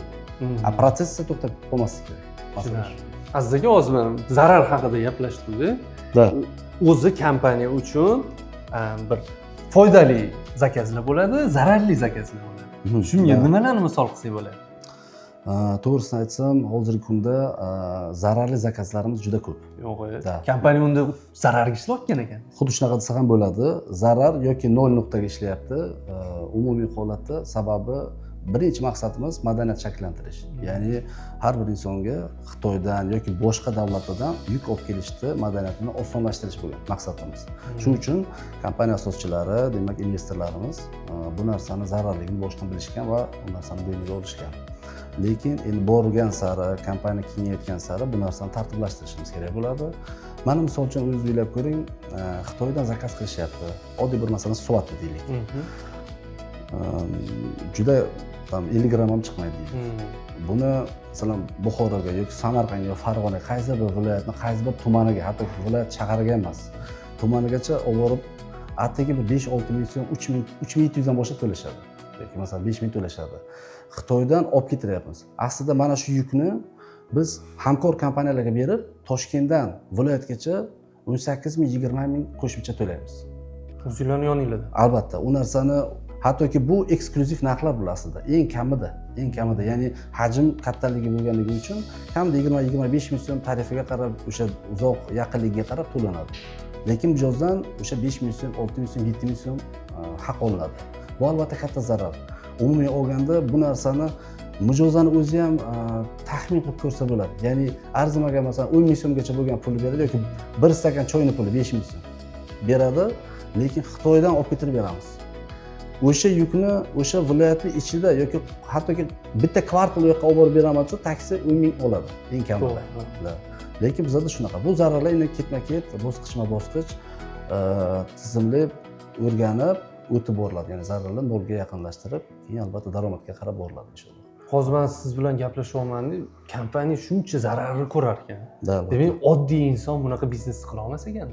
Yo'q, albatta bu o'sha uchun hozirgi kompaniyaning salohiyati nega mana 400 kishi ishlayapti, 400 dan ortiq kishi bizda shu kompaniya sabab rivojlanyapti. Sababi bu jiddiy yo'nalish aslida kargo yo'nalishida qolib ketish niyat bo'lmagan. 2025 boshida. Nega shu logistik yo'nalishda bosyapmiz ishni. Mana kargoda bor hozir ba'zi bir kompaniyalar, demak 5-10 kishi ishlaydi. Umumiy olganda yoki Xitoyda 3-4 kishi ozgina ombor olishgan, O'zbekistonda va ishlashyapti. Shu tartibda. Ular minusga ishlab uzoq ishlasha olmaydi. Bizning kompaniya bu umumiy olganda kengroq qarash bilan boshlangan. Demak, bu biznesni yo'lga qo'yish uchun birinchi galda normalniy pul kerak, ikkinchi galda yaxshi jamoa kerak. Albatta. Bitta inson bu biznesni qila olmas ekan. Yo'q, aslo. Bu yerda jamoavilik juda muhim. Jamoavilik juda muhim. Bizda bilsangiz, Turkiyadan, Dubaydan mahsulotni olib kelib sotish moda bo'lgan-ku. Lekin Xitoydan olib kelib sotish uchun o'zi sotsa bo'ladi, olib kelib, lekin bunaqa kargo kompaniya qilib sotish deyarli imkonsiz ekan inson. Bitta inson uchun-da qilsa bo'ladi, juda kichkina ob'yemda. Qilsa bo'ladimi? Da bo'ladi. Juda kichkina ob'yemda, lekin bunaqa masshtab uchun albatta investitsiya, komanda, jiddiy komanda, o'sha tizimlardan o'tgan strategik jamoa, uning rahbarlari albatta kerak bo'ladi bizga. Aziz aka, endi qaysi xodimlarimiz qoldi bizda? Umumiy olganda komandada bo'limlar aslida ko'p. Mana bu devorlar chizib tashalganiga qaraganda bu yerda darsxona bo'ladimi? Doska qilib ishlatishadimi? Yo'q, bu xona bizda IT xonamiz. Kirsak bo'ladimi? To'g'risini aytsam, hozir ma'lumot kelgan. Bular xodimlarimiz demak hozirda bir ma'lumot tizimli ishni olib borishyapti. Bezovta qilmaganimiz ma'qulroq. Tushunarli. Mana buni nima bunaqa yozib tashladi? Ne, doska yo'qmi, doska? Yo'q, doskasi bor. Albatta doskasi bor, ularda shablonlari bor. Endi odatda ish qizg'in ketganda, Sho'ri kinosiga o'xshab yerga yozib ketadi-ku. Ijod kelganda. Va ijod kelganda shunaqa qilishadi. O'zlari uchun pametka, umumiy olganda. Bo'lmasam IT xodimlarini bezovta qilmaymiz, ular ish bilan band. Biz endi keyingi joyimizga o'tamiz. Aziz aka, shunda to'lanmagan tovarlar hammasi chetdami yo yana bormi?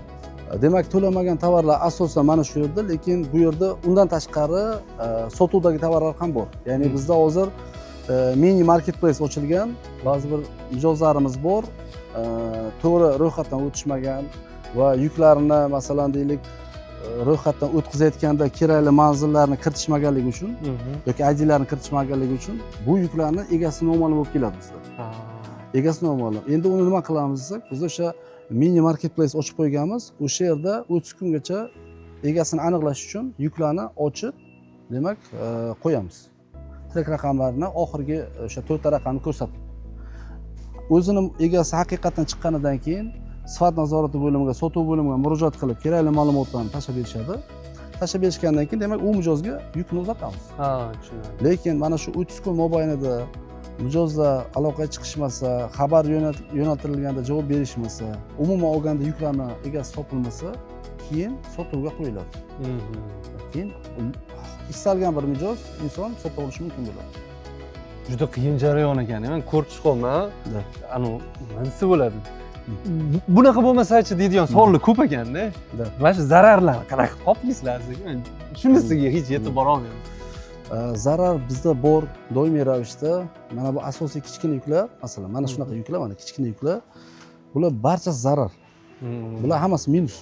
Mana shu yukni biz Xitoy davlatidan O'zbekistonga va mijozni tanlangan PVZsiga yoki hatto Toshkent shaharida yetkazib beramiz. Respublika bo'yicha yetkazib berishimiz uchun mijoz arzimagan masalan deylik 3 ming, 4 ming, 5 ming pul to'laydi. Mana shu uchun. Lekin oddiy O'zbekistondan yetkazib berish uchun 20 mingdan oshiq xarajat qilamiz mana shu yuk uchun. Faqat yetkazib berishga. Uni hali sortirovka qismimiz, xranение qismimiz, Xitoydan O'zbekistonga ketirish qismimiz hali yo'q. Ya'ni mayda yuklar doimiy zararda. Eng qizig'i bunaqa mayda yuklarni odatda mijozlari ko'proq e'tiroz qiladigan mijozlar ham shular. Ya'ni shunaqa yuklarda masalan kechikish bo'lib qolsa, asosan mediamizda masalan bo'ladi, negativga to'lib ketib. Asosan shularda bo'ladi. Negativ ko'p bo'ladimi Aziz aka? Qanaqa ishlaysizlar negativlar bilan? Negativ bu stress holatlar kompaniya uchun. Lekin bu etaplardan biza juda ko'p marta o'tdik. Bo'ladi negativ. Negativ bo'lishining sababi demak mijozlar bir-birini to'g'ri yo'ldan ozdirishadi. Masalan, kechikish bor degan ma'lumot demak mediada berildi. Bo'ldi, kechikish bor, demak kechikish bor. Hammasi nazoratda kechikish bor. Yoki mijozda demak SMS kelmagan. Qarasho, bemalol murojaat qilish mumkin. Yo'q, o'sha chatga kirib, demak nega kelmayapti, nega unaqa, nega bunaqa deb yozishni boshlashadi. Endi bu yerda faqatgina mamnun bo'lmaganlar yozadi. Mamnun bo'lgani yukini olgan, boshqa ishni qilyapti. Doimiy ravishda ularda vaqti yo'q. Ya'ni chatimizga kirib, yaxshi oziq qoldirishga. Albatta, masalan, mijozlardan so'rab qolardik. Biz ishonchimiz komil, chunki 95% mijozlarimiz aniq o'z vaqtida bizdan yuklarni qabul qilib olishyapti. Ular ham aloqaga chiqib, shu chatlarda yozishsa, o'shanda sezilardi. To'g'ri. Aslida shunaqa. Negativ bo'ladimi, bo'lmaydi emas. Bo'ladi, u normal holat. Ular bilan ishlaysizlar. Albatta ishlaymiz. Lekin divanni kritiklar bor, ular bilan ishlab bo'lmaydi deydi. Endi bor shunaqa mijozlarimiz bor. Bu yoqda nima Aziz aka, mana taxlab qo'yibsizlar. Bular ham zakaz qilingan mahsulotlarmi? Yo'q. Bu zakaz qilingan mahsulotlar emas, bu bizning o'zingizlar proyektlar uchun tayyorgarlik. Ya'ni iPost kompaniyasi faqatgina Xitoydan O'zbekistonga yuklarni olib kelish bilan cheklanib qolmasdan 26-27 da mijozlarimiz uchun katta proyektlarni tayyorlab qo'yganmiz. Aziz aka, mana bu yerga alohida qo'yib qo'yibsizlar-da bu mahsulotlarni. Bular nima? Bular bu chet el ketadigan mahsulotlarmi? Yo'q, bu mahsulotlarimizda ba'zi bir muammolar bor, ba'zi bir kamchiliklar bor. Misol tariqasida bu mijozlar to'lamagan bo'lishi mumkin va sotuvga chiqqan bo'lishi mumkin. Yoki bo'lmasa ID'si birikmagan, o'sha biz marketplace-ga e'lon berganmiz, muddati o'tgan, endi uni sotuvga qo'yishimiz kerak. Masalan, oddiy misol hozir yuklarni ko'radigan bo'lsak, mana masalan e'tibor bersangiz ochiq bular. Shunaqa ekan. Ochiq. Ya'ni mana shu mahsulotlarni biz mediada qo'yganmiz. Chunki stikerda ID'si yo'q. Kimnikiligi noma'lum. Shuning uchun mediaga o'sha chiroyli qilib rasmlarni qo'yib, mana bu trek raqamlari kiritib, demak bu kimni mahsuloti degan sifatda bu qo'yilgan, e'lon sifatida. 30 kun davomida davom etadi. Agar 30 kun ichida masalan siz shuni egasi bo'lib aloqaga chiqsangiz va o'sha narsani isbotlab olsangiz, to'laganligingizni, Xitoydan zakaz qilganligingizni, bu sizga yetkazib beriladi. Agar hech qanaqa oddiy bo'lmasa yoki aloqa bo'lmasa, demak bu mijozlar sotuvga qo'yiladi. Shuning uchun mana ochilgan, shuning uchun. Saqlash muddatinglar qancha vaqt tashkil qiladi? O'zi asli 60 kundan oshiq, 60 kundan oshiq, lekin ba'zi bir eski yuklarimiz bor. 90 kundan oshib ketgan. O'sha uchun biz 30 kun muddat qo'yganmiz. Hali ham turibdimi ular yo olib ketishganmi 90 kundan keyin? Yo'q, ba'zilari olib ketishmagan hali ham. Bir xil mijozlar hattoki buni o'zi ham esdan chiqargan holatlari bo'lgan, biz aloqaga chiqib beramiz. Ya'ni bizda mijozlar asli haqqi yeyilmaydi yoki bo'lmasa mijoz yuki qolib ketgan taqdirda ham aniq qoladi va bir kun emas bir kun biz beramiz uni. Ya'ni ataylab qanaqadir ushlab qolish yoki buni ketidan qanaqadir tijorat qilish maqsadimiz umuman yo'q. Shaxsiyatimizda ham yo'q va kompaniyaning maqsadi ham bunaqa emas. Undan tashqari bularchi katta korobkalarni ko'ryapman. Da. Bunaqa yuklar ham keltiramiz. Ya'ni gabaritli yuklar, ba'zi bir yuklarni ham hattoki mijozlarimiz zakaz qilishgan. Eng qizig'i Xitoydan yukini shu tovar uchun to'lashgan. Gabaritni hisoblaganmiz, masalan 10 so'm deb. Olib kelib berganmiz, mijozlar lekin отказ qilishgan. Tugagandan keyin отказ. Eng qizig'i shunaqa. U pulni to'lab bo'lishganmi? Tovarga to'lab bo'lishgan. Hozir o'sha mijozlarga ba'zilarga даже katta yuklar uchun skidka berib, yo yuklaringizni olib keting degan ma'noda biz tavsiya ham beryapmiz. Gabarit yuklar umuman olganda. Biz o'zimiz ham o'ylaymiz ularni. Ya'ni bu tovar uchun pul to'ladi Xitoyda. Shunaqa, to'lagan bo'lsa, uni tashlab ketgan, baribir olib ketgan ma'qul-ku. Ma'qul. Bu narsani masalan boshqa inson bo'lsa, agar bir boshqa xil fikrlik bu narsani bu yerda kargo pulini o'zim to'lab o'zim olib qolaman deydi. Chunki tovar bepulga tushadi bunga. To'g'ri. Bizda unaqa qarash yo'q. Naborot mijozga ozgina bo'lsa ham skidka berib, kattaroq yuklariga imkon qadar yengillik qilib berib, yukni olib ketish tarafdorimiz. Masala shu, ya'ni katta yuklar ham keladi, gabarit yuklar. Mana shu yuklar masalan deylik, biz uchun haqiqatan plus bo'lishi mumkin. Yani kompaniya uchun foyda bo'lishi mumkin. Lekin bu yuklar zarar aslida biz uchun. Men o'zim ham hayolimda ko'pchilik endi o'zingizdan kelib chiqib zakaz qilasiz, kichkina yuklar zakaz qilinsa kerak deb o'ylayman. Lekin katta gabaritli yuklar ham zakaz qilinar ekan. Da, albatta katta yuklar juda ko'p zakaz qilinadi. Silajlarning o'ng tomonida va chap tomonda bular alohida saqlanadi. Faqat buni bu yoqqa olib kelganimiz sababi bu qanaqadir to'lovda muammosi bor bular. Shuning uchun bu zonaga o'tgan. Aziz aka, iPostda yana qanaqa yangiliklar qilmoqchisiz? Bu ko'rishim bo'yicha o'sadigan kompaniya va kattalashadigan bir taraqqiyoti katta bo'lgan soha ekan. Inshaalloh. Yana qanaqa yangiliklar qilsa bo'ladi bu sohada? Demak, kompaniyamizni 26-27-yil strategiyasi aniq. Bu bo'yicha qisqacha ba'zi bir ma'lumotlarni mayli aytib o'tishim mumkin. Bu kompaniyani bu maxfiy o'zining strategiyasi bo'lgani bilan mayli mijozlarimiz uchun yangilik sifatida oldindan xabar berishimiz mumkin. Masalan, biz Xitoydan demak aviani yo'lga qo'yamiz. Zo'r. Turkiyadan yo'nalishlarni yo'lga qo'yamiz. Amerikadan, Koreyadan yo'nalishlarni yo'lga qo'yamiz. Undan tashqari e-commerce uchun, elektron kommersiya, internet magazinlar uchun, marketplace'lar uchun, торговый площадкалар uchun qo'shimcha bir katta bir sohani yo'lga qo'yamiz. Zo'r. Demak, iPost nafaqat Xitoy bilan, balki butun dunyo bilan birgalikda shu butun dunyoda mahsulot olib kelishni yo'lga qo'yish imkoniyatiga xudo xolisa ega bo'lmoqchi. Umumiy olganda maqsadlarimiz shu tomonga qarab yuryapti-da. Ya'ni O'zbekiston aholisi uchun boshqa dunyodagi, boshqa shahardagi o'sha marketplace'larga bor yo'llarni yanada osonlashtirish, yanada takomillashtirish, borgan sari shu tomonga ham yuradi. Zo'r. Zo'r. Mana bizda ko'pchilik insonlar biznes qilsammikin, xodim bo'lsammikin, nima ish qilsammikin deydigan savollar ichida aylanadi-da. Mana shunaqa insonlarga nima maslahat beradi? Qanaqa inson bo'lsaki biznes qilsin, qanaqangi fazilatga ega bo'lsa, xodim bo'lib o'z yo'lini topsin. Bu endi ko'plab insonlardagi savol, hattoki meni o'zimda ham bo'ladi bunaqa savol. Lekin o'zimdan kelib chiqib savolga javob berishim mumkin. Bu meni fikrim, shaxsiy fikrim.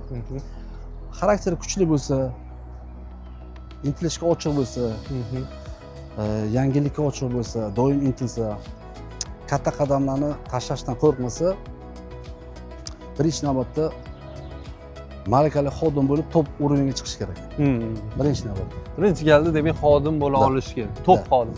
Top xodim bo'lib biznes shakllantirish uchun biznesni upravlat qiladigan, ya'ni boshqaradigan darajagacha chiqib olish kerak birinchi. To'liq u his qilish kerak. Haqiqiy biznes egasi kabi his qilish kerak biznesda. Ot ana shundan keyin agar o'sha moddiy tomonni ko'tara olsa, ideyalari kuchli bo'lsa, masalan, biznes qilish mumkin, lekin hozirgi zamonda biznes qilish bir tomondan oson, bir tomondan qiyin, zapuski oson, uzoq ushlab turish qiyin. Shuning uchun imkon qadar korporativ muhitda biznes qilgan yaxshi. Ya'ni ikkita, uchta kuchli insonlar birlashib biznes qilgan yaxshiroq aslida. Kim bitta odamdan ko'ra. To'g'ri.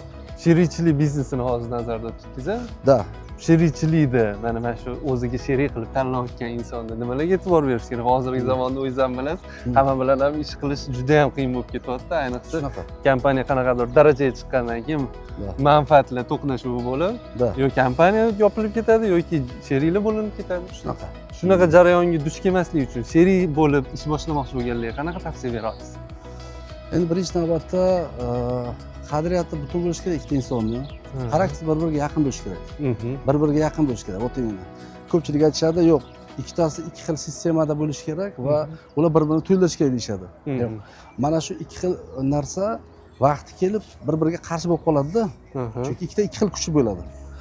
Ular bir-birini to'ldiradigan sistemadan ko'ra bir xil sistema bo'lgani yaxshi. Ya'ni bitta odam ikkiga bo'lingani yaxshi. Tasavvurda shunaqa. Shunda u doim bitta odam bo'lib qoladi. Ya'ni ikki xil tabiatli odam rivojlantiradimi biznesini, rivojlantiradi va amaliyotda bo'lgan payti kelib ajralishga ham ikki xil tabiat sabab bo'ladi. Bu meni o'zim fikrim. Lekin agar haqiqatan yaxshi insonlar bo'lsa, tabiati bir-biriga to'g'ri keladi, doimiy ravishda kommunikatsiyada, muloqotda, bir-birini o'rganish kerak ular. Ha. Yaqinni o'rganish kerak. Hattoki o'ylab bordi keldilar qilish kerak. Uni yashash turmush tarzi, buni yashash turmush tarzi. Bularni o'rgangan holda o'sha biznesni shakllantirsa bo'ladi. Bu endi o'rta biznes haqida gap ketyapti. Ha. Katta bizneslar haqida boshqa xil format, boshqa xil interes. Ha. Bu yerda asosiy summalar haqida gapiriladi. Tushunarli. Va yuridik qismlari bor endi albatta uni usloviyalari bor. Kimda qanaqa vazifasi bor, kimda qanaqa javobgarligi bor. Do'stlar bilan biznes qilishga qanaqa qaraysiz? Oshna og'ayni yoki qarindoshlar bilan. Eng nozik nuqtasida inson bular bilan biznes qilish kerakmi? Yoki oldinlarda qilmagan yaxshi? Bizda korxonamizda xodimlarda masalan qarindoshchilik holatlari bor. Bizda bu narsaga ochiq. Bo'ladi ba'zi bir kompaniyalarda masalan stolkновение интересов deydi. O'sha to'qnashuv bo'lib qoladi degan holatlar bo'ladi. U normal holat. Bu qaror ham to'g'ri deb bilamiz. Lekin bizning kompaniyada albatta hammaning o'zining vazifasi bor, o'zining vakolati bor. Vakolat doirasida qarindoshlar bemalol ishlay olishi mumkin. Ya'ni uni aybi yo'q, ya'ni shu ishni qila olsa, shu kasb egasi bo'lsa. Yo'q, masalan, akasi ishlaydi, amakivachchasi ishlamasligi kerak degan gap yo'q. Bu ham inson, bu ham inson. Ikkalasi ikki xil mutaxassis. Bu ikkita mutaxassis ham kerak bizga. Ikkalasi ham bir joyda bo'lib qolsa, uni yomon tarafi yo'q. Faqatgina tizimli buni boshqarish kerak bo'ladi. Vazifalar beriladi, deadlinelar qo'yiladi, natijalar o'sha metrikalar bo'yicha so'rab olinadi. Tushunarli, zo'r. Do'stlar borasida ham savol bor. O'zi do'st degani o'zi siz qanaqa insonlarni tushunasiz? Do'st degandami? Albatta do'st og'ir kunda ko'proq sinaladi. O'sha og'ir kunda oldida turgan insonlarni do'st deb bilsa bo'ladi. Sizni hayotingizda bormi shunaqa insonlar? Bor. Bor. Ko'p emas do'stlarim, lekin bor. Bor. Yaxshi insonlar bor.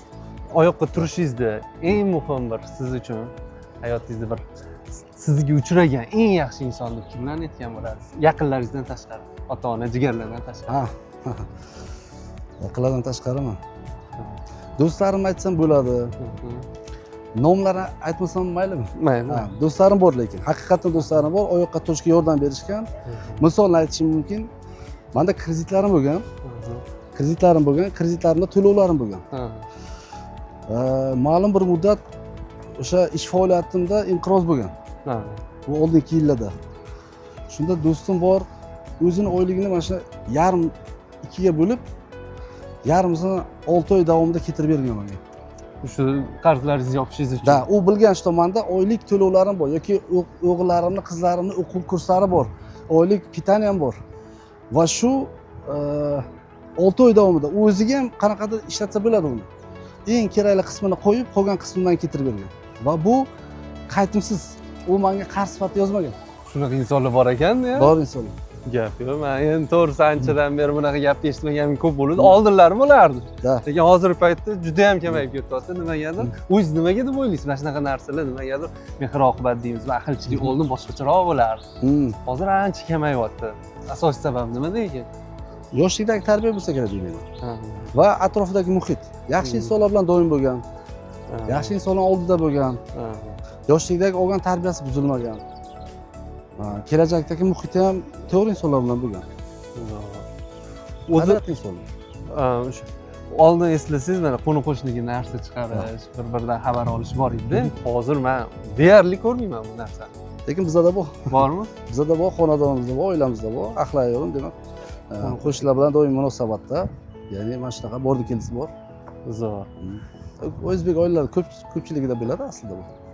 Hozir mana sizga bundoq qarayapman-da, bir hayotidan mamnun, o'z yo'lini topgan, ishi, puli masalan, uy-joyi, hamma narsaga erishgan inson. Shunaqa inson sifatida o'zingizda 18 yoshli paytingizga maslahat bering demoqchi edim, lekin hozir u maslahat bergan foydasi undan ko'ra eng zo'ri bizani ko'rayotganlarga bitta o'sha 3 tagina maslahat beringki, ularga bir mana shu video motivatsiya bo'ladi, yo'lini topishida yoki bo'lmasa o'zini ichidagi qanaqadir savollarga javob bo'lib xizmat qilishida yordam bersin. Demak, eng avvalo ota-ona roziligi. Birinchi navbatda ota-ona roziligi. Ikkinchi navbatda hattoki o'zimga ham maslahat bergan bo'lardim. Ko'proq ilm o'rganish. Kamida 4 ta 5 ta til o'rganish. Ko'proq vaqtini zoya ketkazmaslik. Chunki keyin kerak bo'ladi. Uchinchi navbatda demak do'st tanishga adashmaslik. do'st. Eng asosiysi shu. Va shu 3 ta narsa insonni hayotda o'z yo'lini topishda muhim omillar bo'lib xizmat qiladi. Imkon darajada da. Bu meni fikrim, avvalo xudo. Maroqli suhbat uchun rahmat Aziz aka. Katta Juda ham rahmat. maza qildim siz bilan gaplashib, kompaniyani ko'rib, ish jarayonlarini ko'rib. Biz yana ham ko'proq yoritishga harakat qilib boramiz. Bizga like bosib, obuna bo'lib qo'ying. Qanaqangi savollaringiz bo'lsa, izohda yozib qoldiring. Biz hammasiga javob berishga harakat qilamiz.